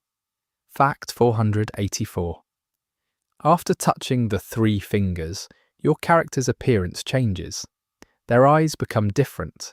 Their skin shows marks. The frenzied flame has marked you. Undoing this requires completing Millicent's questline to obtain the needle that can remove the mark, assuming you act before the ending. Fact 485. The unalloyed gold needle is obtained from Millicent's questline and can be used on the scarlet rot flower that blooms after killing Melania to obtain Miquella's needle, which removes the frenzied flame's mark when used at a specific location. The chain of requirements connecting these items is one of the most elaborate in the game. Fact 486.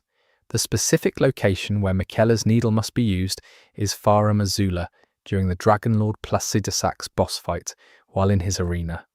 You must use the item in the domain of an ancient waiting dragon who served a forgotten god in order to sever a connection to the god of chaos. The symbolism of location matters to the game. Fact 487. There are specific item interactions, like the needle in Placidusac's arena, that the game provides zero guidance for. They are discovered by community investigation, experimentation, and occasionally by data mining. The game holds secrets that can only be found collectively. Fact 488. Data miners have found unused content, cut questlines, and alternate dialogue trees in Elden Ring's files. Some of this content suggests storylines that were shortened or removed before release. The version of the game you can play is a subset of a larger game that was almost made. Fact 489. One of the more discussed pieces of cut content involves Miquella having a larger presence in the base game before being moved primarily to the DLC. Item descriptions and environmental details that reference him in the base game have the quality of remnants from a bigger plan. Fact 490. The lore of Elden Ring exists in 3 layers: the explicit, which is NPC dialogue and cinematic; the implicit, which is item descriptions and environmental detail; and the inferential, which is what the community constructs by connecting the first 2 layers. All 3 are necessary for a full picture. Fact 491. From Software's approach to lore delivery was developed across the Dark Souls trilogy and refined in Bloodborne and Sekiro. Each game added to the studio's confidence in how much could be left unsaid. Elden Ring represents the largest deployment of this approach in the studio's history. Fact 492. George R.R. Martin's contribution of the mythos gave From Software a backstory dense enough to support the in-game lore without dominating it. The 2 creative visions produce something neither could have made alone. The collaboration is visible in the texture of the world. Fact 493. Martin has described his work on Elden Ring as one of the most enjoyable projects he has taken on. He wrote the history and then stepped back. The game took that history and buried it, leaving only fragments. What was once a complete story became ruins that players excavate. Fact 494. The idea of a player as archaeologist reconstructing a world from fragments is implicit in From Software's design philosophy. You are not experiencing history, you are recovering it. Every item description is a shard of a story that was whole once and is now scattered. Fact 495. The word tarnish suggests something that was once gold and has been diminished. You arrive diminished. You become greater through the journey. Whether what you become at the end is better than what you were before depends entirely on the ending you choose. Fact 496. The game never tells you that you are the hero. It tells you that you are tarnished, that you seek the Elden Ring, and that grace guides you.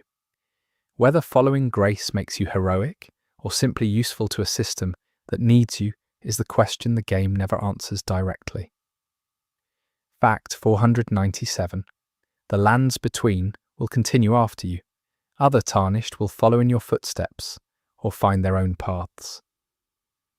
The world does not end with your story. Your choice at the fractured Marika reshapes the world, but it does not complete it. Something always continues. Fact 498. The sights of grace will still glow after you are gone. Whatever guidance of grace remains in the world will still reach towards something. The systems the greater will built are larger than any individual who operates within them. You changed the outcome. You did not change the fact that the world persists.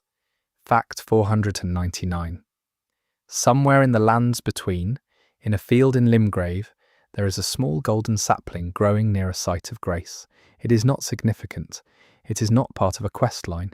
It is just a tree growing. The world kept going even while it was ending.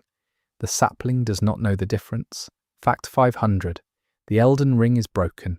The Elden Ring is restored. The Elden Ring is destroyed. The Elden Ring is replaced. Somewhere in the cosmos, the greater will continues. The stars move. The world turns. And somewhere, another tarnished wakes up on a beach. Fact 501. The beach where you wake up at the start of the game is called the Shore of Anticipation in some community references. Though the game does not name it officially, it is a liminal space, a transition point between wherever you were and wherever you're going. You arrive with nothing and the world opens in front of you. Fact 502. The first enemy you encounter in the tutorial cave is a soldier sitting with his back to you. You can kill him before he stands. The game does not tell you to do this. It does not tell you not to. It presents an opportunity and lets you decide what kind of tarnished you're going to be. Fact 503. The tutorial cave is called the Cave of Knowledge. This is either sincere or ironic depending on how your first session goes. The knowledge it offers is basic.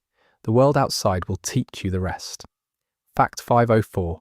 There is a message written on the floor of the tutorial area that says try jumping. In earlier From Software games, jumping was not a significant mechanic. In Elden Ring, it is. The game uses its own tutorial space to flag a mechanical shift from the studio's history. Fact 505. The jump attack in Elden Ring deals bonus poise damage. This is one of the more impactful mechanical details that the game does not explain. Players who discover jump attacks naturally tend to find bosses significantly more manageable than those who do not. Fact 506. Crouching in Elden Ring reduces your profile and allows you to hide in tall grass. Enemies cannot see you when you're crouched in grass. This stealth system is subtle and underutilized by many players. The game builds a stealth layer into a combat-focused world and then leaves it there for those who think to use it. Fact 507. Backstabs in Elden Ring are performed by approaching an unaware enemy from behind and pressing the attack button at close range. The animation locks both you and the enemy into a brief sequence. The damage is significant, and the vulnerability during the animation teaches you to choose your moments carefully. Fact 508. Ripostes, the critical attacks performed after a parry, deal more damage than backstabs in most situations. Mastering the parry timing in Elden Ring is one of the highest skill ceiling activities in the game. Players who parry Malenia consistently are a small and specific group. Fact 509. Parrying requires a small shield or specific weapon with a parry Ash of War. The timing window varies by enemy attack. Bosses have generally smaller parry windows than regular enemies. Some attacks cannot be parried at all. The system is consistent enough to learn and inconsistent enough to keep you humble. Fact 510. There is a weapon called the Buckler that has an unusually generous parry window. It is sold by Patches. Patches sells you the tool most likely to keep you alive in the kind of close, desperate combat that his world produces. Whether he knows this is useful is unclear. He is mostly thinking about money. Fact 511. The Carian Retaliation Sorcery allows you to parry magical projectiles and turn them into magic swords that orbit you briefly. It is one of the most visually satisfying defensive techniques in the game. Against sorcery-heavy enemies, it transforms their offense into your advantage. Fact 512. There are spells called Glint Blade Phalanx and Great Blade Phalanx that create orbiting magical swords around your character. They fire automatically when enemies approach, The visual of a caster surrounded by floating blades, while also casting other spells, is one of the more spectacular things you can build toward. Fact 513. The intelligence stat governs sorcery scaling and the damage of intelligence-based weapons. Increasing it past certain thresholds yields diminishing returns, which is called a soft cap. The soft caps in Elden Ring are at 20, 50, and 80 for most stats. The game does not explain this. Fact 514. The community has documented all soft caps through testing and data mining. This information is shared freely across wikis and forums. The collective body of mechanical knowledge that the Elden Ring community has assembled rivals the size of the in-game lore documentation. Fact 515. The Elden Ring wiki on Fextralife and the separate Elden Ring wiki on the wiki.gg platform both exist simultaneously. Players use both. They sometimes have different information or different emphasis. Having multiple competing documentation sources for a single game is a mark of a community's investment. Fact 516. Fan art for Elden Ring exploded on release and has not meaningfully slowed. Blade, Rani, Melania, and Marika are among the most depicted characters. The visual design of the game lends itself to illustration in a way that keeps the creative community continuously active. Fact 517.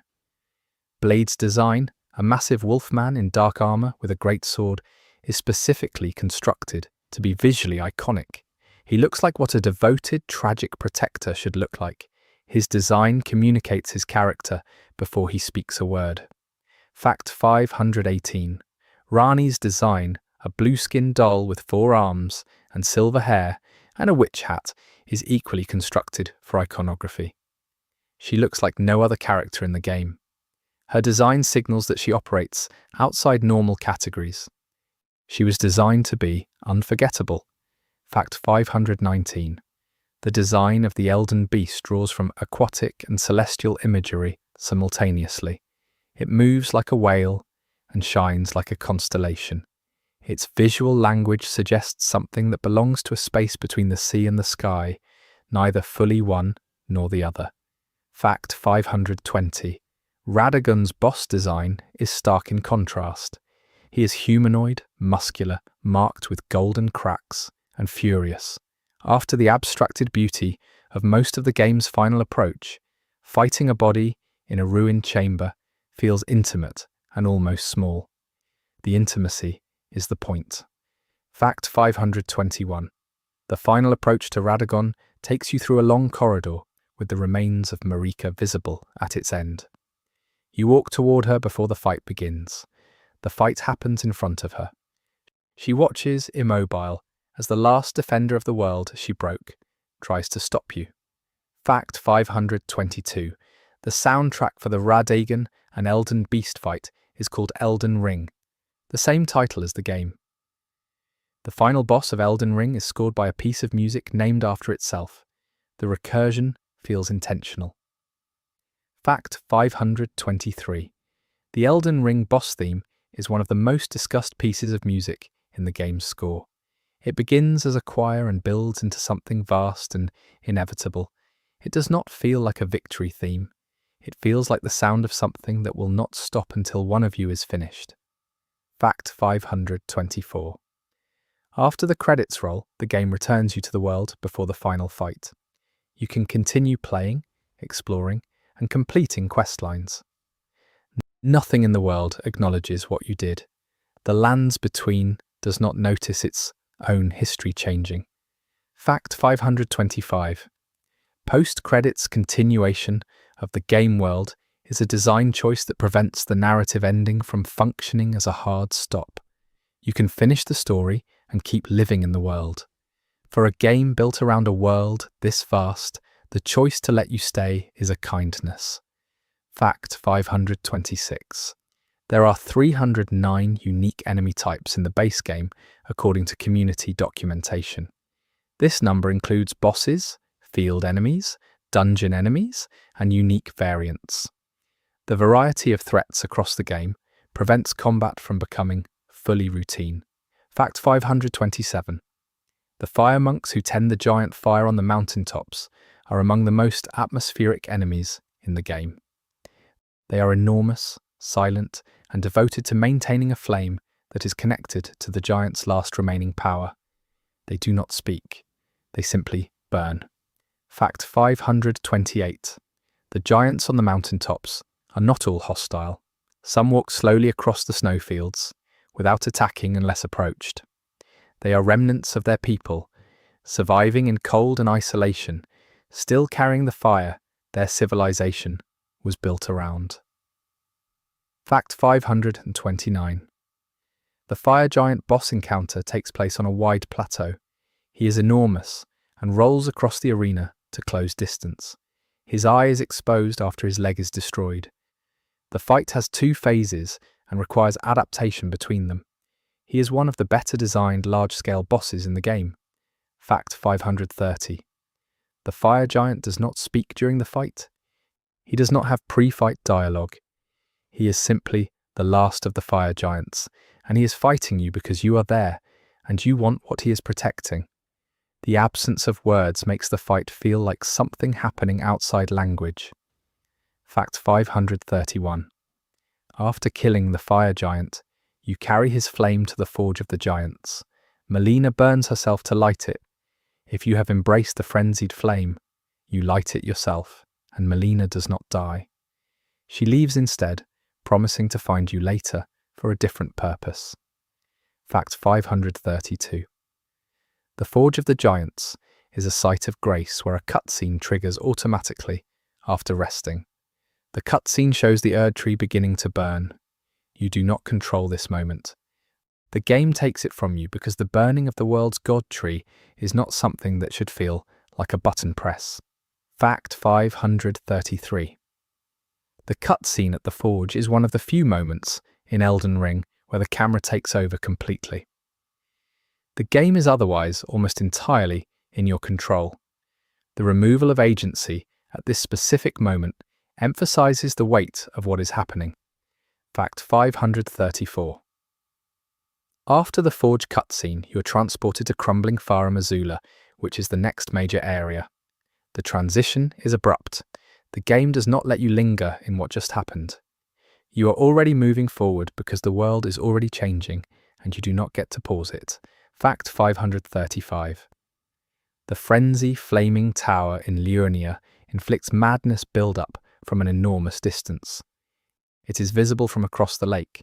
Players who approach without knowing what it is experience a creeping debuff that builds before they understand where it is coming from. The tower punishes ignorance of its existence. Fact 536. There is a series of painting locations in the game where you find a painting and then have to locate the scene it depicts in the real world. When you find the right location, a ghost of the artist appears and leaves a reward. These are quiet observational quests built around looking at the world carefully. Fact 537. The painter quests require you to recognize a landscape in a painting and then find it. The ability to identify a painted scene in a game world is a skill that requires attention to geography and light. Players who complete these quests without a guide develop a specific relationship with the visual design of the lands between. Fact 538. The reward for finding the painter ghost is always modest. A weapon, a remembrance, a small item. The real reward is the act of looking, of standing in a real place inside the game and recognizing it from a painting made by someone who stood in the same place and loved it. Fact 539. There are illusory floors in addition to illusory walls. Some drops that look fatal led to hidden areas. The shunning grounds beneath Lanedale requires jumping into what appears to be a bottomless pit multiple times to reach its deepest secrets. The game asks you to trust that falling is sometimes the right choice. Fact 540. The Subterranean. Shunning Grounds has a vertical architecture that descends through multiple layers. The deeper you go, the more it feels like the city above has tried to forget this place exists. The things at the bottom are things Leyndell wanted buried and inaccessible. Fact 541. Mog the Omen, the version found in the Shunning Grounds, is thematically the most appropriate gate guardian for the Three Fingers. He is a being defined by rejection, who found power in what he was rejected for. He guards the path to the ultimate rejection of all order. Fact 542.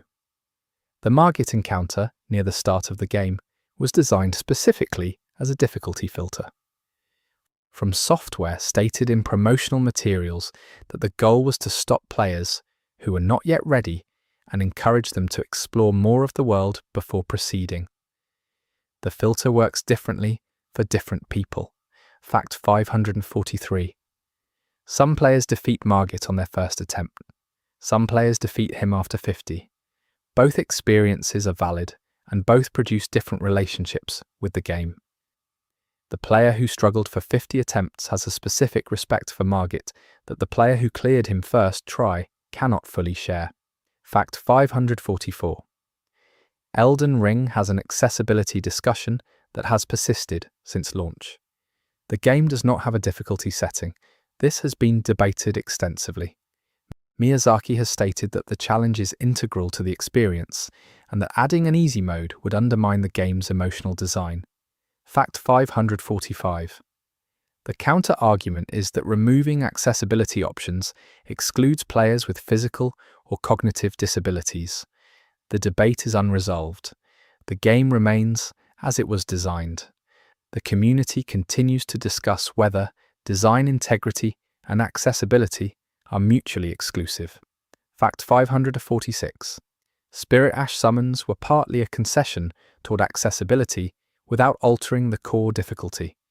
They provide meaningful assistance without changing the encounter design. Whether they resolve the accessibility discussion is a matter of perspective. Fact 547.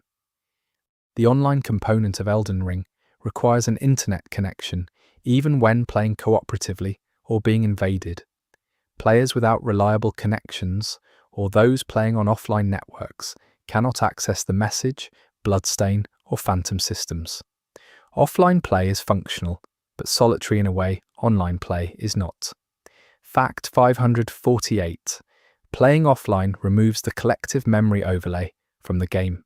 No messages, no bloodstains, no phantoms. The world becomes entirely your own experience. For some players, this is preferable. For others, it removes something that made the world feel inhabited. Fact 549. The game has a photo mode that players access through various means depending on platform. Screenshots and short video captures of the game have been among the most widely shared game images across social platforms since release. The world is constructed to be photographed. Fact 550. The lighting design of Elden Ring was a significant technical achievement at release. The interplay of the golden Erdtree light, the cold blue of Liurnia, and the infected red of Caelid required a flexible rendering system. The world's regions are defined as much by light as by geography. Fact 551. Caelid's red sky is not a weather effect. It is a permanent atmospheric condition caused by the scarlet rot bloom.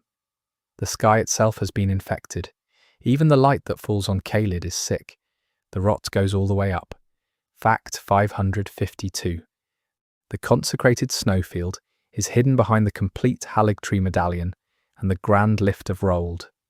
It is a blizzard-obscured frozen plateau that contains the entrance to both the Haligtree and Mogwyn Palace. Many players finish the base game without ever finding it. Fact 553. The blizzard in the consecrated snowfield reduces visibility to near zero in some areas. Enemies emerge from the white. Landmarks are difficult to identify. The region is designed to disorient, which mirrors its position in the game as a secret space that the world itself seems to be hiding. Fact 554. The consecrated snowfield contains putrid avatars, versions of Erdtree avatars infected with scarlet rot. They drop ruptured crystal tears. The sacred servants of the Erd Tree have been corrupted here. Even the Erd Tree's own guardians are not safe from what Malenia's bloom released. Fact 555. Ordina, liturgical town, is a small city in the consecrated snowfield, filled with invisible assassins and a puzzle that requires lighting 4 candles in an Evergale version of the town. The puzzle is one of the more creative challenges in the game, requiring spatial memory and quick movement under invisible threat. Fact 556. The invisible Black Knife assassins in Ordina become visible when they attack. Learning their patrol patterns requires dying to them enough times to predict where they are. It is a stealth puzzle that does not allow you to actually see the stealth threat. The game is asking you to map something invisible. Fact 557.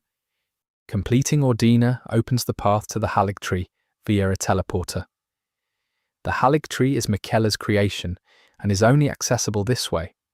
The sequence of requirements, both medallion halves, the consecrated snowfield, or Ordina's puzzle, a specific teleporter, makes reaching the Halig Tree feel earned before you even begin it. Fact 558.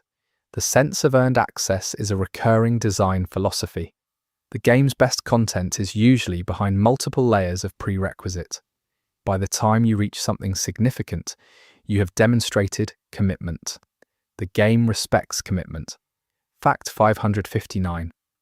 There are 165 bosses in Elden Ring, including the Shadow of the Erd Tree expansion, according to community documentation.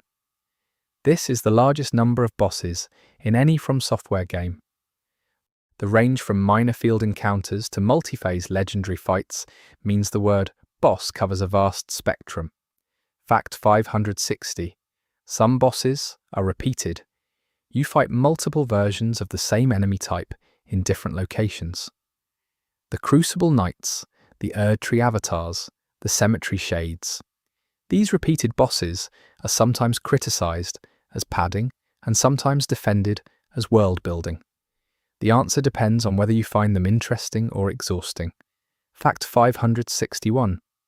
The most repeated boss type is probably the ulcerated tree spirit, a massive writhing worm-like creature emerging from golden flesh. It appears in multiple legacy dungeons, catacombs, and field locations. Each encounter is essentially the same fight. The creature's visual design is disturbing enough that repetition does not make it boring. Fact 562. There is an ulcerated tree spirit that bursts out of the ground at the end of the Fringe Folk hero's grave, which is itself accessible from the very beginning of the game through the use of 2 Stonesword keys. Many players use both keys here, and then fight a boss that is well beyond their early stats. The game allows this. Fact 563. The Fringe Folk hero's grave contains a chariot puzzle immediately after the boss and rewards the Erd Tree's favour talisman at its end. For players who tackle it early, the talisman is a significant power boost. The risk of entering an overpowered dungeon immediately rewards those who persist. Fact 564. Patience as a virtue is something Elden Ring actively teaches. Rushing punishes you. Waiting for openings rewards you. The game trains patience through repetition in a way that transfers to how you approach everything else the game presents. Fact 565. The relationship between Elden Ring and time is interesting from a player perspective. The game is very long. A completionist playthrough can exceed 150 hours. Players who replay it on new journeys find the same world but experience it differently because they have changed. Fact 566. Speedrunners have found ways to complete Elden Ring in under 10 minutes using out-of-bounds exploits and wrong warps. The fastest any % runs skip essentially the entire game. The contrast between a 150-hour completionist playthrough and a 10-minute speedrun existing for the same game says something about how much structure the game contains and how much of it is optional. Fact 567. The Elden Ring speedrunning community discovered early that the final boss could be accessed relatively quickly with the right route. The Elden Beast, This enormous cosmic horror that is the culmination of an enormous journey for normal players can be reached and killed in minutes by someone who knows the path. Fact 568. This does not diminish the final boss.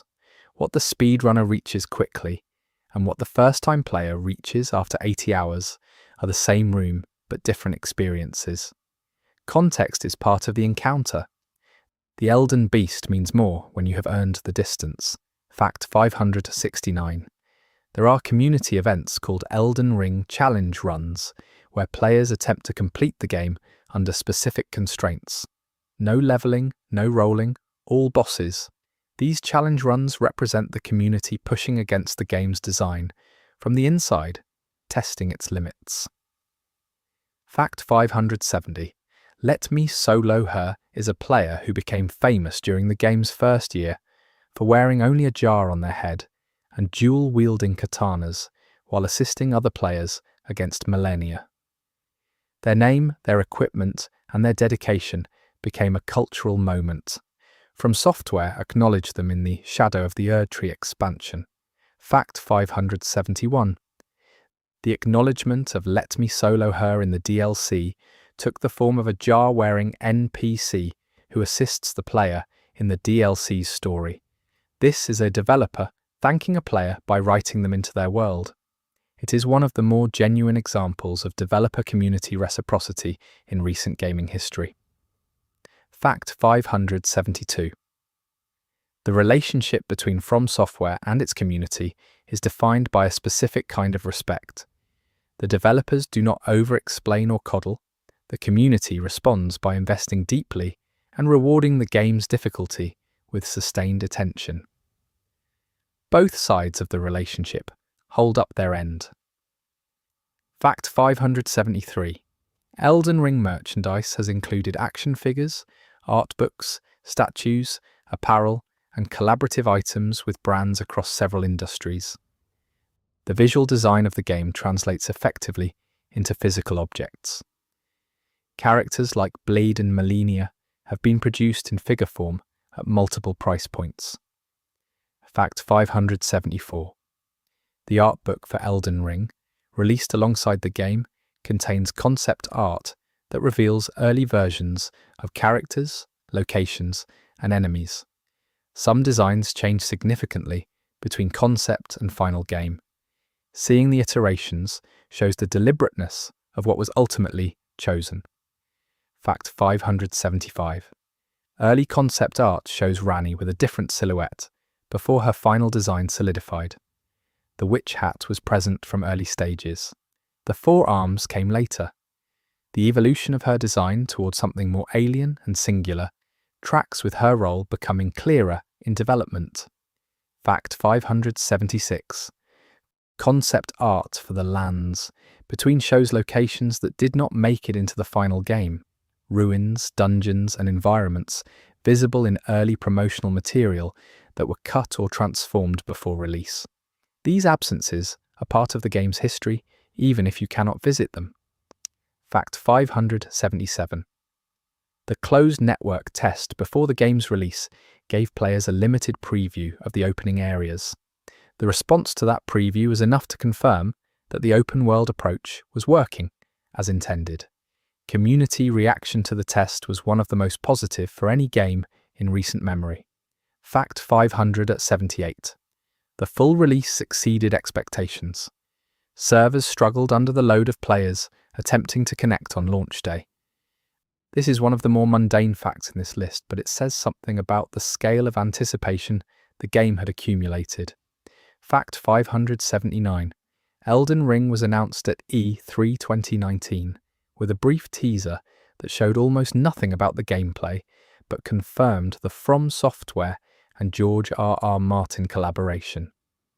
The response to that announcement was enormous. The game did not release until February 2022. The wait was nearly 3 years. Fact 580.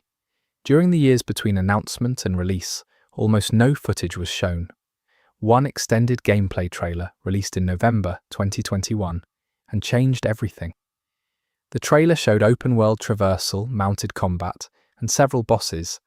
It was widely considered one of the best game trailers released that year. Fact 581. The November 2021 trailer showed a brief glimpse of what appeared to be a giant tree in the background of several shots before it was identified as the Erd tree. Players speculated about its significance for weeks. The Erd tree had been shown before anyone knew what it meant. Fact 582. The game's network test in November 2021 allowed players to try the opening area. The response to the network test was so positive that some players considered it one of the best game demos ever released, despite representing only a fraction of the full game. Fact 583. Elden Ring's critical score on Metacritic reached 96 for the PC version, making it one of the highest-rated games on the platform at the time of release. The consensus across critics was unusually strong. Disagreements about the game's quality were present but represented a small minority voice. Fact 584. The critical minority who found Elden Ring overrated or inaccessible raised points about its opacity, its recycled assets, and its occasional performance issues at launch. These are legitimate observations. The game's reception being overwhelmingly positive does not mean it is without flaws. Fact 585. Performance issues at launch on PC were the most significant technical complaint. Frame rate inconsistency and stuttering were reported widely. From Software issued patches that addressed some but not all of these issues. The PC version remains more technically demanding than the console versions.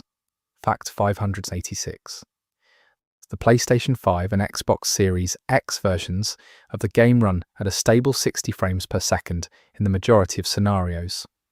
The PS4 and Xbox One versions run at 30 frames per second. The generational difference in smoothness is significant in a game where combat timing matters. Fact 587. Frame rate affects gameplay in Elden Ring in specific ways. Certain boss attacks have timing tied to the animation. At 30 frames per second, some attack windows feel different than at 60. Players who learn the game at 30 and then switch to 60 sometimes describe having to relearn certain timings. Fact 588. The Great Rune system requires you to use a rune arc to activate the Great Rune you have equipped. Rune arcs are consumed on death. The expenditure of a limited resource to access the power of a defeated demigod creates a risk-reward dynamic around their use. Fact 589. Rune arcs are obtained from enemies, merchants, and through multiplayer. When you successfully help another player defeat a boss as a cooperator, you receive a rune arc. This creates an incentive for cooperative play beyond simple altruism. Helping others fills your arc supply. Fact 590. The economy of consumables in Elden Ring rewards engagement with all of its systems. Players who cook, who cooperate, who explore catacombs, and who experiment with items have more resources than players who only engage with the main combat loop. The game pays attention to how broadly you interact with it. Fact 591. Cookbook 9, which unlocks the recipe for Roa Raisin, is typically among the first cookbooks collected. Cookbook 14, which unlocks more advanced explosive and trap items, requires progress into mid-game areas. The cookbook progression mirrors your geographic expansion through the world. Fact 592. Thrown weapons like fire pots, poison pots, and roped pots are among the underused tools in many players' inventories. They require crafting and positioning. Against specific enemies, they are highly efficient. The game provides tools that most players never fully explore. Fact 593. The Serpent Arrow, craftable with a specific cookbook, deals bonus damage to dragon-type enemies.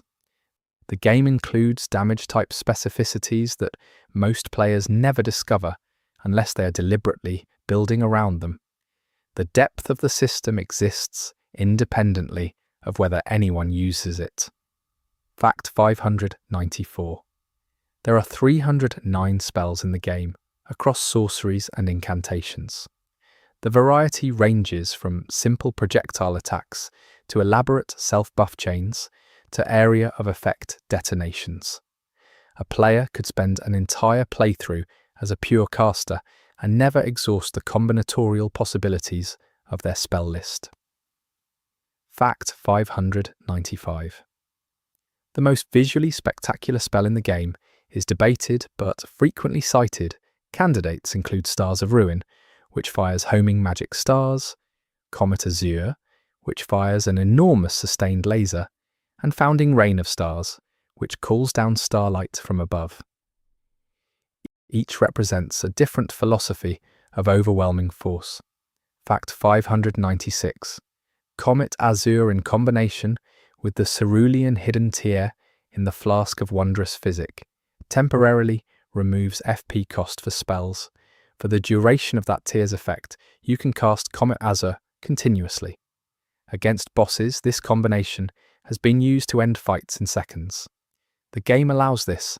It is spectacular to execute. Fact 597. The Flask of Wondrous Physic combination that involves Comet Azure is one of many high-damage combinations the community has documented. The game's system depth means that sufficiently motivated players can construct scenarios that trivialize almost any encounter. This is a feature, not a flaw. Fact 598. Malenia is one of the few encounters that resists being trivialized.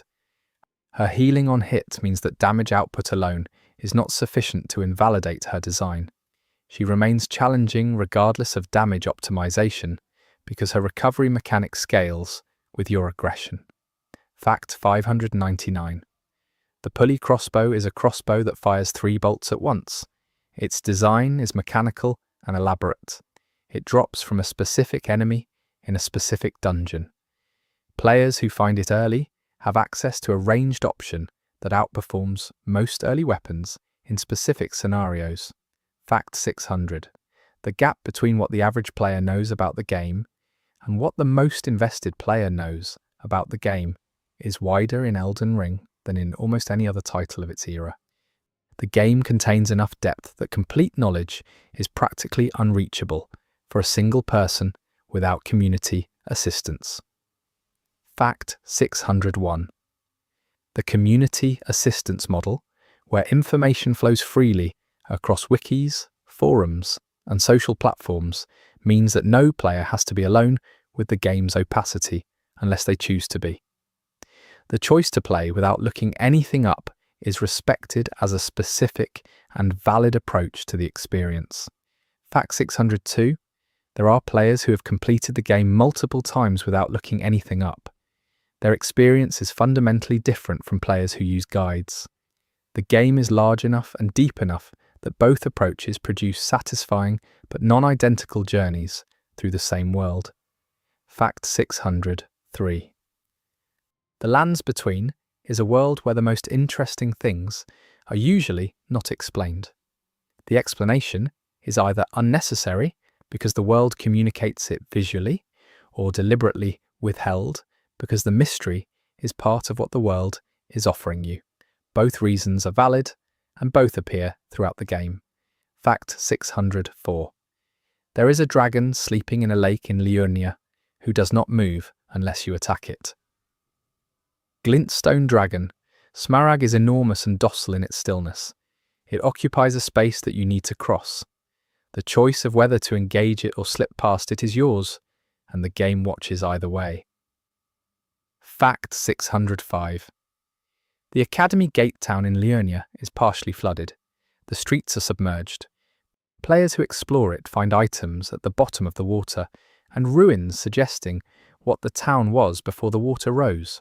No one explains when or why the water came.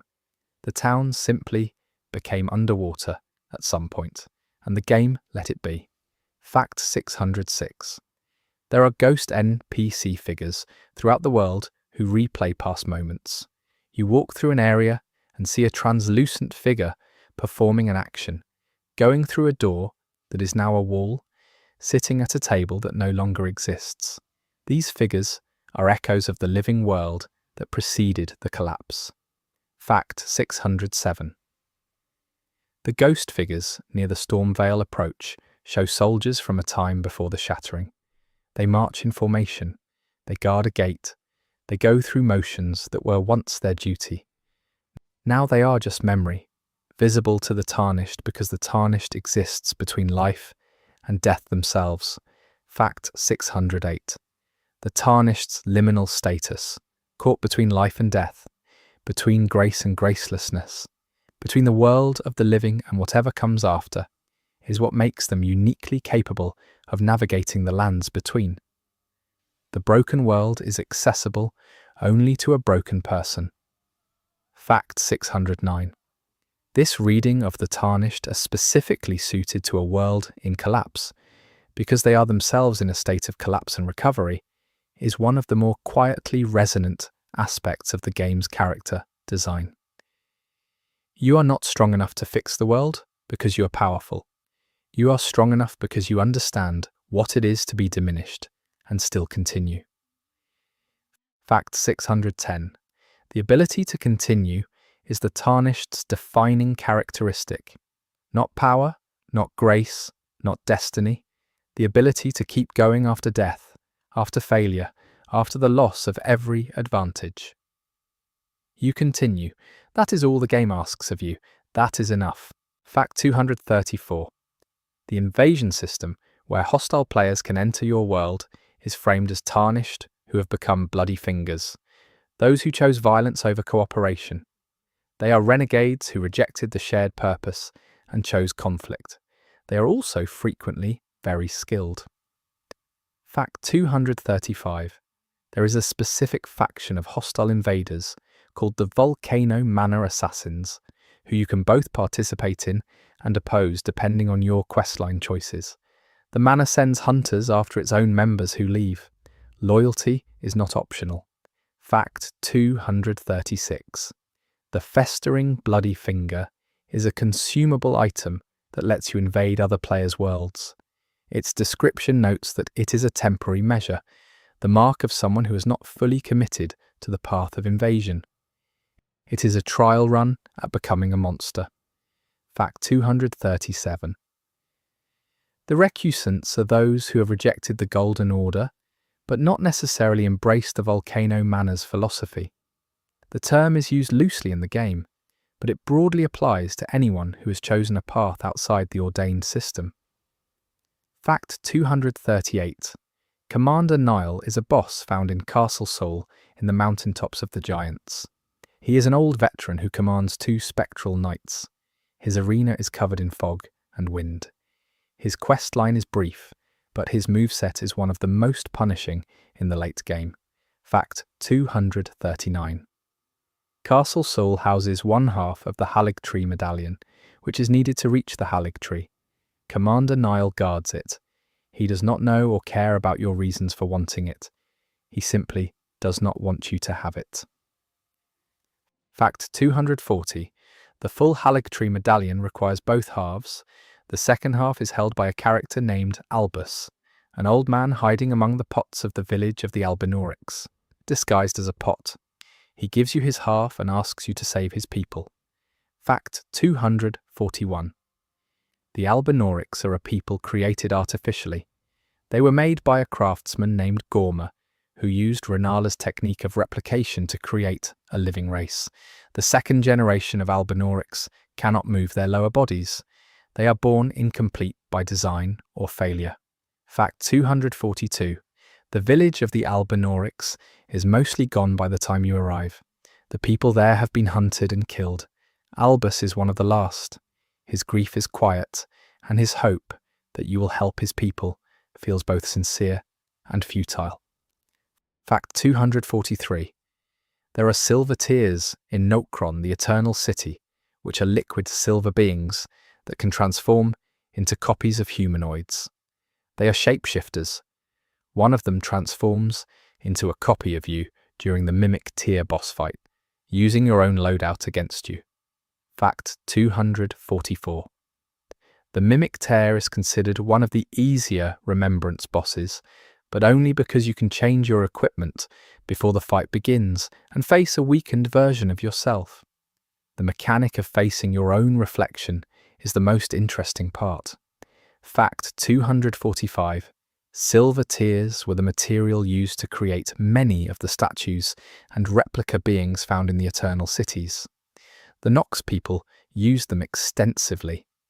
Silver tears as a building material that is also alive says something about the Nox approach to creation. Fact 246. The Black Knife catacombs contain the ghost of one of the original Black Knife assassins. She is a mandatory encounter in her catacomb. You can also find her standing silently on a cliffside in Liurnia, watching the academy she may once have attended. Fact 247. There is a second Black Knife ghost encounter, optional in a part of Liurnia. She does not attack unless you approach. She is simply there, transparent and still, looking at the academy. What she is waiting for, or mourning, is your interpretation. Fact 248. The Caria Manor, home of the Carian royal family, is guarded by spectral hands that claw at you from the ground as you walk through its courtyard. The manor itself is full of Carian sorceries and the remnants of a dynasty that is mostly gone.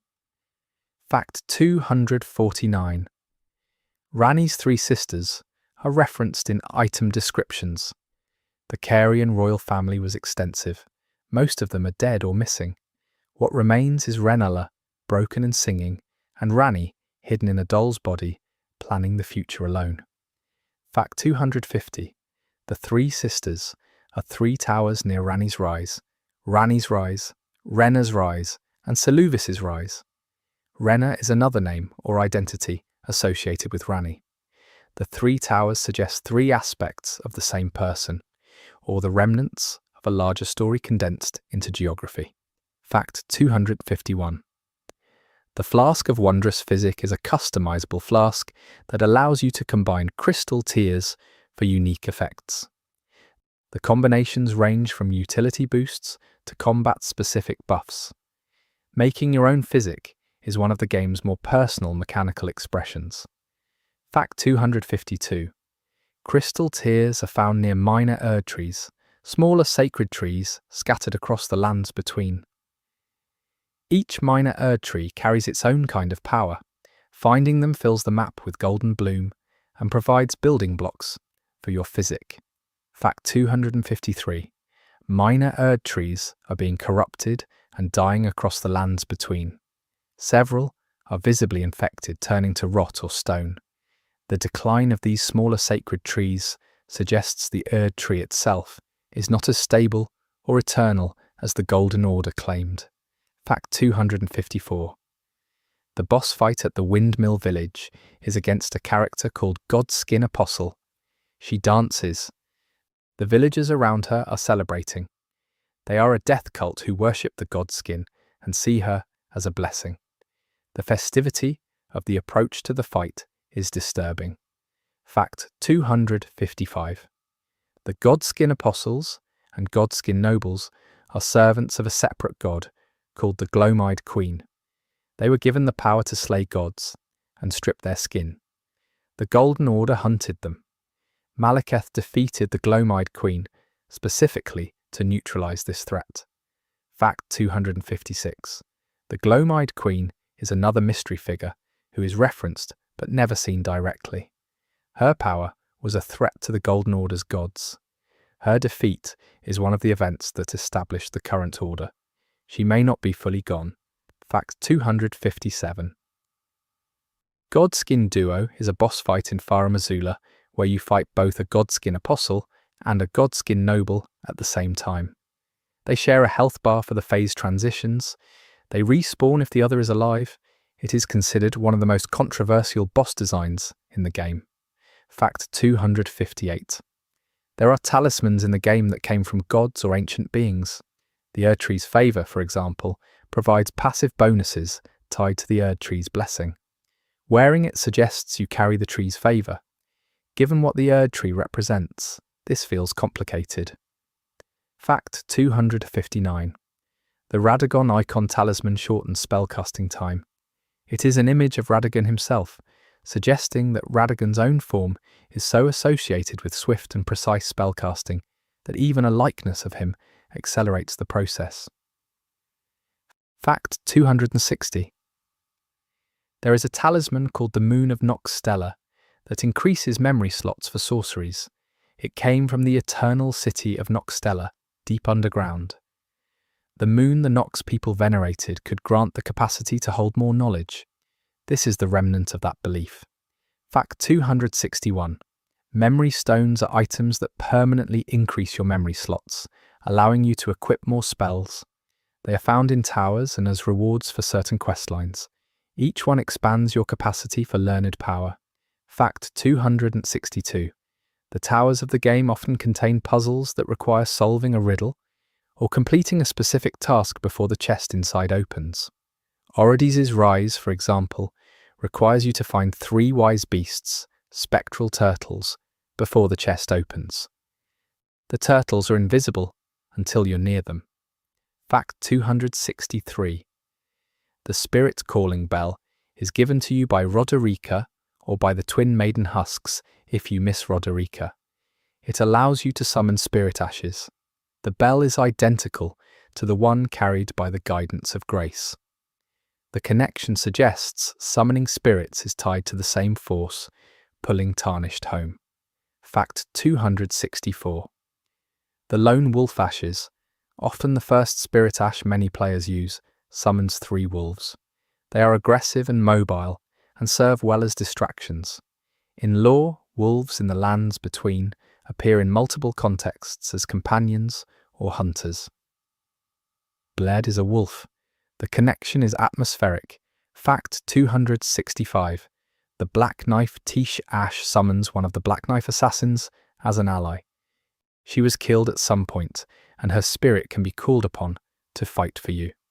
You are asking one of the killers responsible for the Night of Black Knives to help you undo the consequences of that night. Fact 266. The Mimic Tier Ash, when upgraded, becomes one of the strongest spirit summons in the game. It creates a full copy of your character with your equipment at the time of summoning. It is mechanically powerful and lore-adjacent in a way that makes it feel slightly transgressive. Fact 267. Spirit Ashes can be upgraded using Grave Glovewort and Ghost Glovewort, plants that grow in graveyards and ghost-touched areas. The materials for improving the dead come from places of death. The ecology of the game is consistent in this dark way. Fact 268. Nokron contains the Mimic Tier boss, and also the Ancestral Woods, where ancestral spirit bosses are found. The ancestral spirits are giant skeletal deer that glow with a pale blue light. They are serene in appearance and violent in combat. Fact 269. The ancestor spirits are connected to an old religion of the underground, a belief in the cycles of life predating the Golden Order's cosmology.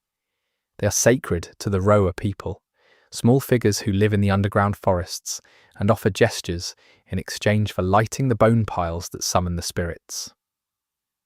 Fact 270. The Siofra River is one of the most beautiful locations in the game. It is an underground forest with a sky-like ceiling covered in stars that are actually lights on the cave roof. It exists below the surface in a state of preserved wildness. Fact 271. The stars in the Siofra River ceiling may be imitations of actual stars or actual windows to the sky above. The underground is large enough that the distance from the surface to the floor creates a natural wonder. The game does not specify, and the ambiguity makes it better. Fact 272. The Ainsel River connects to Noxstella and to Ranni's questline. When you place Ranni's doll into a coffin and ride a river current, you are transported to the Ainsel River, where a miniature version of Ranni sits and speaks to you. It is one of the stranger and more intimate moments in the game. Fact 273. The Ainsel River Mini is Ranni at a reduced size, a doll within a doll. She refers to you as her servant and directs you to a specific enemy in the underground. She will not explain why. You are asked to trust her, and trusting Ranni is a choice with consequences. Fact 274. The baleful shadow is the enemy Ranni directs you to destroy in the Ainsel River. It is a hunter sent by the Two Fingers to track Ranni. By killing it, you sever the last link between Ranni and the Greater Will. She is finally free of pursuit after that. Fact 275.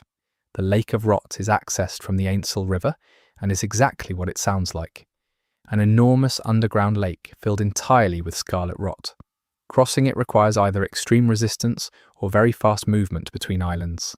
It is one of the most oppressive traversal challenges in the game. Fact 276. Grand Cloister is the area at the edge of the Lake of Rot, and it leads to a coffin that carries you into a waterfall and deposits you in a hidden boss arena, where you fight the Astal, previously mentioned. The sequence is elaborate and strange, and the game explains none of it. Fact 277.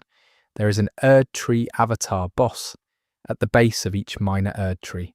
They are enormous tree limb creatures that serve the Erd Trees. They drop crystal tears and larval tears. They are both obstacles and resources, which is a good way of thinking about most things in the lands between. Fact 278.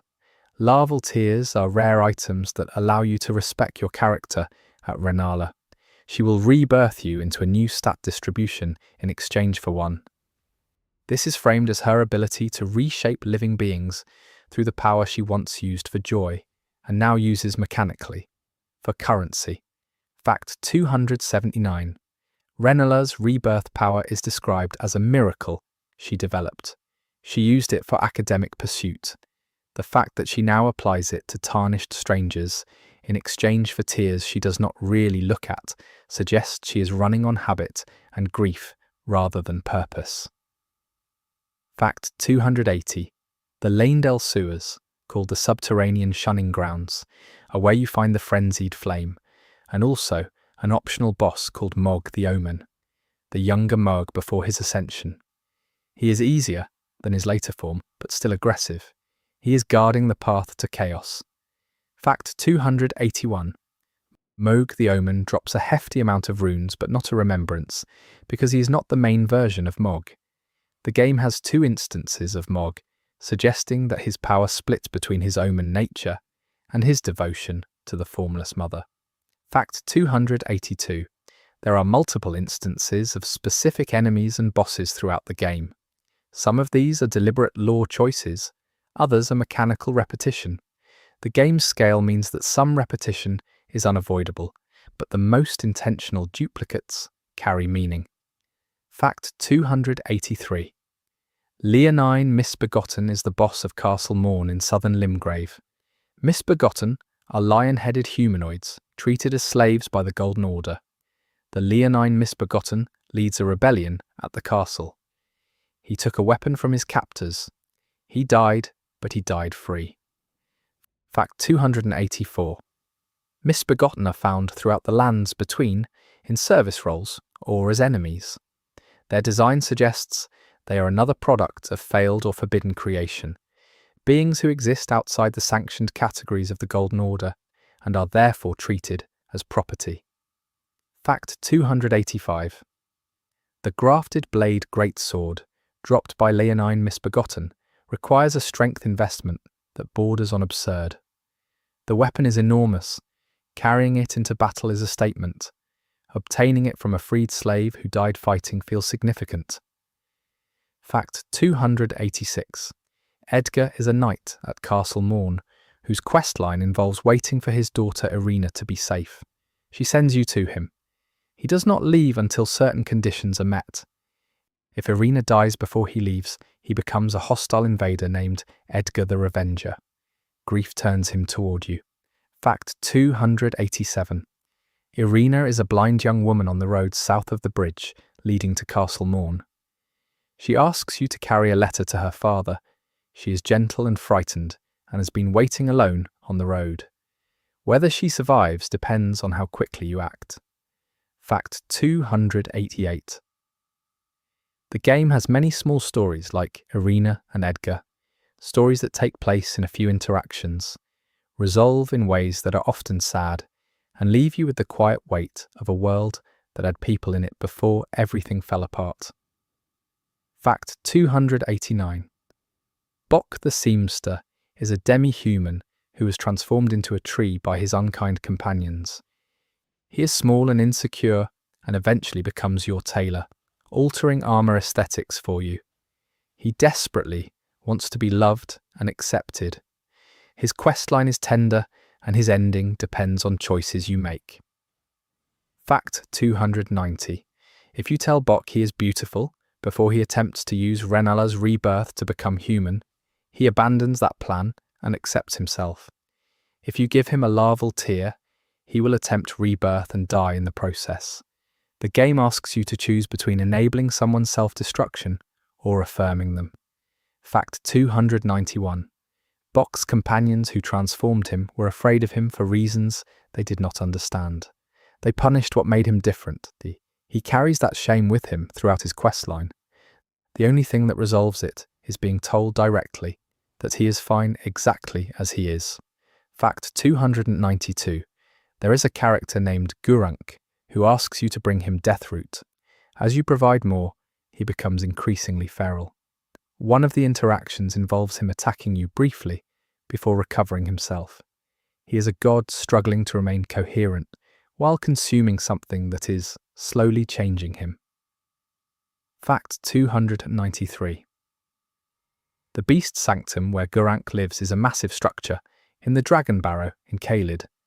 The Dragon Barrow is the northern section of Caelid and is more visually distinct, darker and more ancient. It feels older than the Rot. Fact 294. The Grael's Dragon Barrow contains Grael herself, an enormous ancient dragon who cannot move. She is surrounded by smaller dragons who protect her. You can kill the smaller dragons and she will die from the accumulated damage. It is one of the more morally uncomfortable farming strategies available.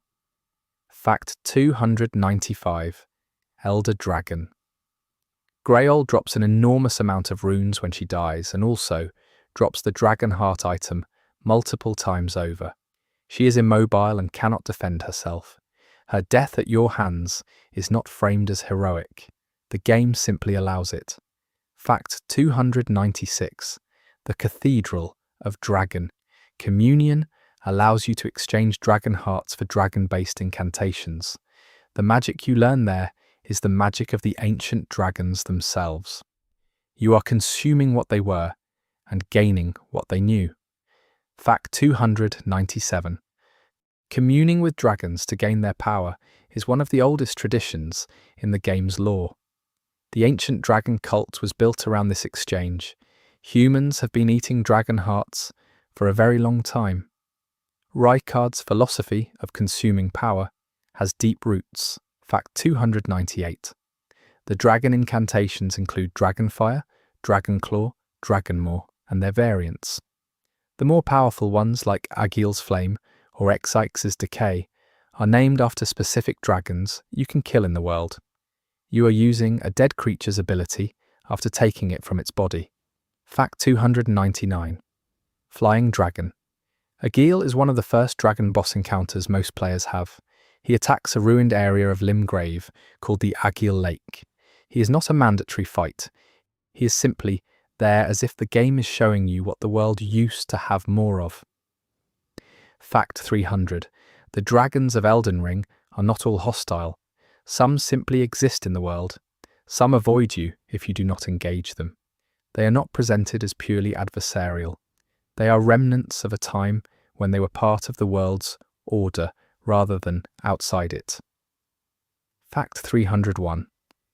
Night Bernal's invasion at the crumbling Farum Azula is one of the most well-timed intrusions in the game. You are exhausted from navigating the crumbling, time-locked city, and then another, tarnished who wants what you want, arrives to kill you. The timing makes it feel personal. Fact 302. Crumbling Farum Azula has a specific aesthetic quality that separates it from everywhere else in the game. The physics feel suspended. Columns drift in mid-air. Pieces of the structure have been falling for so long they have their own micro-environments. Time stopped here, and everything has been falling since. Fact 303. The beastmen of Farum Azula are dog-headed warriors who fight with rapid, lunging attacks. They are the native inhabitants of the crumbling temple complex. Their loyalty to Malekith and the space they inhabit suggests they are ancient guardians predating the current age. Fact 304. The draconic tree sentinel outside Lanedale is not the only mounted boss. There are also tree sentinels throughout the game, golded knights on horses who block paths and optional areas. They are not the most difficult enemies, but they are placed where you will not expect them. Fact 305. The first tree sentinel you encounter in Limgrave is just outside the starting area, on the road. You are not equipped to fight it at that point. The game places it there to teach you that not everything in front of you is meant to be fought immediately. Avoidance is sometimes correct. Fact 306. Elden Ring never tells you to avoid the first tree sentinel. It places it in front of you and waits. Many players run past it, and many players die to it. Both are acceptable. The game trusts you to determine which is which. Fact 307. There are invisible walls in Elden Ring that conceal secrets. The game occasionally hides passages, rooms, or items behind walls that require you to attack the empty air to reveal them. The mechanic is inherited from earlier From Software games and is now expected by veterans. Fact 308. The most famous invisible wall in recent memory is the Halig Tree path, which requires 2 medallion halves to access via a hidden lift. The lift itself is not hidden by an invisible wall, but the process of reaching it is obscured enough that many players miss it entirely. Fact 309. There is a walkthrough path through the Mogwin Palace that becomes accessible after certain questlines or through a waygate. The waygate is in the consecrated snowfield and is easily missed. The palace itself is one of the darkest and most atmospheric locations in the game. Fact 310. Mogwin Palace is flooded with blood. The ground is soaked. The architecture is dark red. Albinaurics patrol it in a stupor. It feels like a place that has been sick for a very long time and has come to terms with its own condition. Fact 311. The Bloodbird enemies in Mogwin Palace are large, flamingo-like creatures covered in blood. They screech. They are visually grotesque. They serve no lore purpose that is fully explained. They are simply part of the ecosystem Mog built around blood and devotion. Fact 312. Mog's boss arena contains a cocoon of red flesh at the altar. This is Miquella's cocoon. The room is soaked in reverence for something Miquella did not choose. It is adoration without consent. The space makes that explicit without commentary. Fact 313. Mog's boss fight is in 2 phases. In the first, he uses his great spear and blood magic. In the second, he calls upon the Formless Mother, who reaches through him and plunges hands from the air. The hands are hers, not his. He is a conduit for something vast. Fact 314. The Formless Mother's intervention in Mog's fight is the closest you get to seeing any outer god directly act in the physical world during combat. Most outer gods influence through proxies. The Formless Mother reaches in herself. Fact 315. Outer gods in Elden Ring include the Greater Will, the Formless Mother, the Frenzied Flame, the God of Rot, and others that are named only in passing. They are not worshipped because they care about worship. They are forces seeking vessels, presence, and expansion. Fact 316. The God of Rot associated with Scarlet Rot is never directly named or shown. Malenia is its champion. The Halig Tree is infected by it.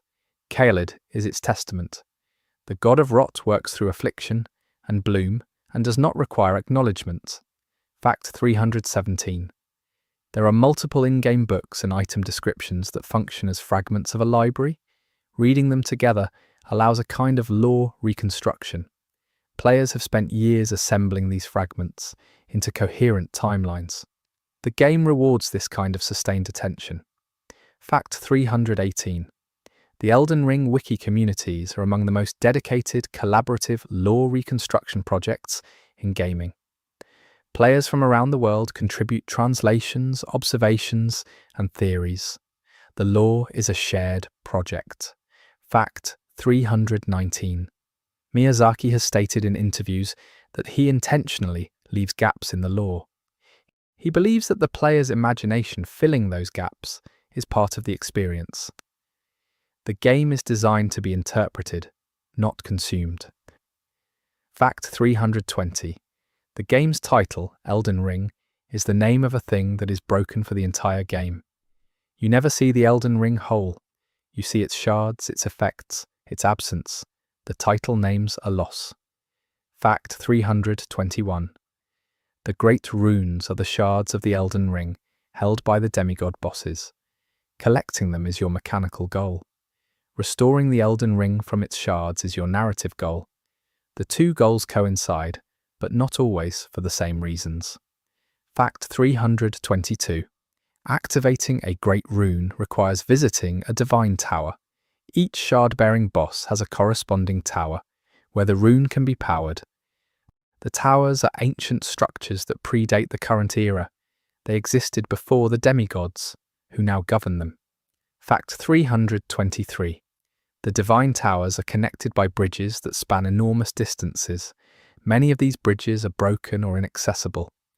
The infrastructure of the lands between is visibly decaying, the physical representation of a civilization in collapse. Fact 324. The divine tower of Limgrave, which powers Godric's great rune, is accessed via a long bridge from Storm Vale. The bridge is broken but navigable. Reaching the tower for the first time and seeing its scale sets the tone for how vast the world is. Fact 325. Godric's great rune, when activated, provides a bonus to all attributes. It is the most straightforward rune in the game. This fits Godric. He wants everything. He grafted everything. His rune is the rune of wanting every possible advantage. Fact 326. Radahn's great rune increases maximum HP, FP, and stamina. It is the rune of the great warrior, the one who held the stars. Even in fragments, his rune is substantial. Fact 327. Melania's great rune is the most difficult to use. It does not activate in the traditional sense. Equipping it means you regenerate health by dealing damage. This fits the character, who heals by fighting. She gave you her curse. You can choose to wear it. Fact 328. Morgott's great rune significantly increases your maximum HP. Morgott, who protected the order that imprisoned him, whose body was a source of shame, gives you the gift of endurance. He wanted you to be able to survive. Even his rune is an act of grudging generosity. Fact 329. Rykard's great rune restores HP per kill. It scales with the Volcano Mana's philosophy. Consume, gain, repeat. Every enemy you defeat feeds you. His rune is his worldview distilled into a game mechanic. Fact 330. Mohg's great rune afflicts cooperative summons with a curse but empowers you when those summons die. He sacrifices your allies to strengthen you. Even his rune makes you complicit in something uncomfortable. Fact 331. Runes in Elden Ring serve as currency and experience simultaneously. Every enemy drops runes. You spend them to level up or purchase items. Dying causes you to drop them. Returning to where you died and collecting them restores them. The cycle of acquiring, losing, and recovering is the heartbeat of the game's economy. Fact 332. Golden runes, silver runes, and other consumable rune items serve as banked currency. Carrying them prevents the loss of those runes on death. The decision to bank runes or level up immediately is a constant minor tension in the experience. Fact 333. There is an area in Mogwin Palace where a single enemy will respawn if you rest at a nearby site of grace, and that enemy drops a large number of runes. This area is considered the best rune farming location in the game. Many players spend extended time there. Fact 334. The concept of Elden Lord is the game's version of a chosen king. You are seeking to become Elden Lord, to mend the ring, and to rule. The game ultimately questions whether this is something you should want. Several of the endings suggest that the role of Elden Lord simply restarts the cycle. Fact 335. The ending choice comes after you have already defeated the final boss. The game gives you a grace to sit at before the fractured Marika. Sitting at it gives you time to reconsider. The endings are not locked until you make the final interaction. Fact 336. Fractured Marika is what you find in the Erd Tree. She is pinned to the ruins of the Erd Tree at the center of a shattered chamber. Immobile, wounded, eternal. She cannot die. She has been here since she shattered the ring. She has been alone this entire time. Fact 337. Marika speaks to you at the end. She calls you her lord or her god. She offers herself and the ring to you. The choices you make from there determine the ending. She is not helpless in these words. She is calculating, still even now. Fact 338. One reading of the ending is that Marika has engineered everything. The shattering, the tarnished, your journey, specifically to produce an Elden Lord different from what the Greater Will intended. She broke the ring to force a new kind of beginning. Fact 339. This reading makes Marika a tragic architect, someone who destroyed the world on purpose to save it from a worse future, and who has been living with that decision in silence and pain ever since. Fact 340. Another reading says Marika was simply broken by grief and acted out of anguish rather than strategy. The evidence supports both interpretations. Miyazaki has declined to resolve this. The ambiguity is the point. Fact 341. The game has a new Game Plus system called Journey, 2, 3, and so on. Each subsequent journey increases enemy difficulty and carries over your progress. The lore implication is that you, the Tarnished, are living through multiple iterations of the same world, each a little harder. Fact 342. Some NPC dialogue changes in New Game Plus. Small lines shift. Some characters reference events in ways that suggest they are also looping. The recursion of the cycle is baked into even these minor dialogue variations. Fact 343.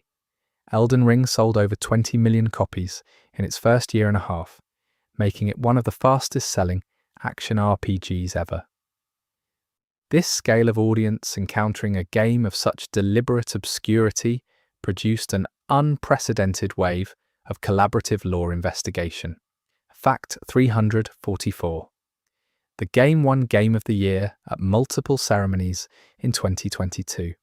Its critical reception was among the highest in the history of the medium. The scale of critical praise from such a demanding and opaque game is itself a cultural fact worth noting. Fact 345. Elden Ring's open-world design influenced the design direction of subsequent open-world games across the industry. The idea of an open world that withholds rather than guides, that trusts the player rather than directing them, became a talking point in game development discussions. Fact 346. The game was the first From Software game to include a map. Previous games like Dark Souls, Bloodborne, and Sekiro used environmental design to guide the player without an explicit map. Elden Ring's scale made a map necessary, but the map is deliberately incomplete until explored. Fact 347. Elden Ring's horse mechanics are central to the open-world experience in a way that differentiates it from other From Software games. Mounted combat, mounted exploration, and the sheer speed of moving across the map on Torrent fundamentally change the pacing. Fact 348. the spectral steed whistle is used to call Torrent. The animation of Torrent appearing is brief and elegant. He materializes from golden light. He is not a physical animal in the traditional sense. He is a gift of grace that has taken the shape of a horse, because that is what you needed. Fact 349. Torrent has his own health bar and can be killed in combat. When he dies, you're dismounted, and he cannot be resummoned until you use a rower raisin or draft to revive him. The vulnerability of your mount is a mechanic that makes you protective of something that is not just a vehicle. Fact 350. Rower raisins are made from rower fruit, which grows throughout Limgrave. It is one of the first craftable items. The act of gathering fruit and making medicine for your horse is a small domestic gesture in an apocalyptic world. Fact 351. The crafting cookbook for rower raisins is typically the first cookbook most players find. Kale sells it in his caravan near the starting area. Your first act of crafting in a world of shattered gods and cosmic horror is making horse medicine.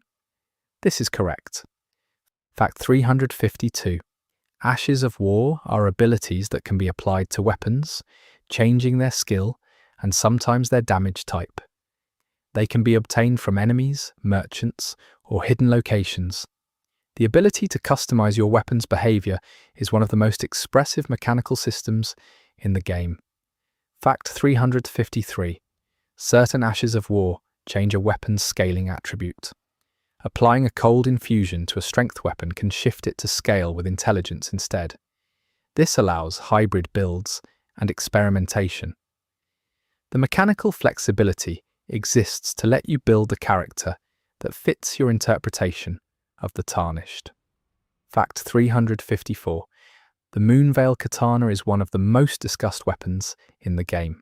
Its Ash of War, transient moonlight, fires a wave of magical energy on use. Its combination of dexterity and intelligence scaling made it popular for a long time, and also made it a target of balance patches. Fact 355. Balance patches in Elden Ring arrived periodically after launch, adjusting the power of specific weapons, spells, and abilities. The community response to these patches was intense. People who built characters around specific tools had to adapt or rebuild. This is the nature of a living game. Fact 356. The Rivers of Blood Katana, with its corpse piler Ash of War, was considered broken on release. It dealt enormous blood loss damage at a rate that made many other options feel obsolete. It was reduced in subsequent patches. The window during which it was at its most extreme is now part of the game's history. Fact 357.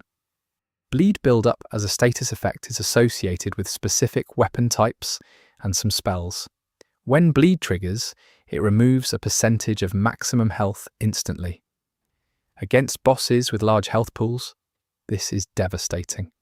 The Bloodhound's Step Ash of War, before it was adjusted, made landing bleed essentially trivial. Fact 358. The Bloodhound's Step Ash of War allows an iframe dash that covers enormous distance. It was designed for aggressive repositioning. Its invincibility window was reduced in patches because it was allowing players to trivialize combat in ways the developers considered unintended. Fact 359.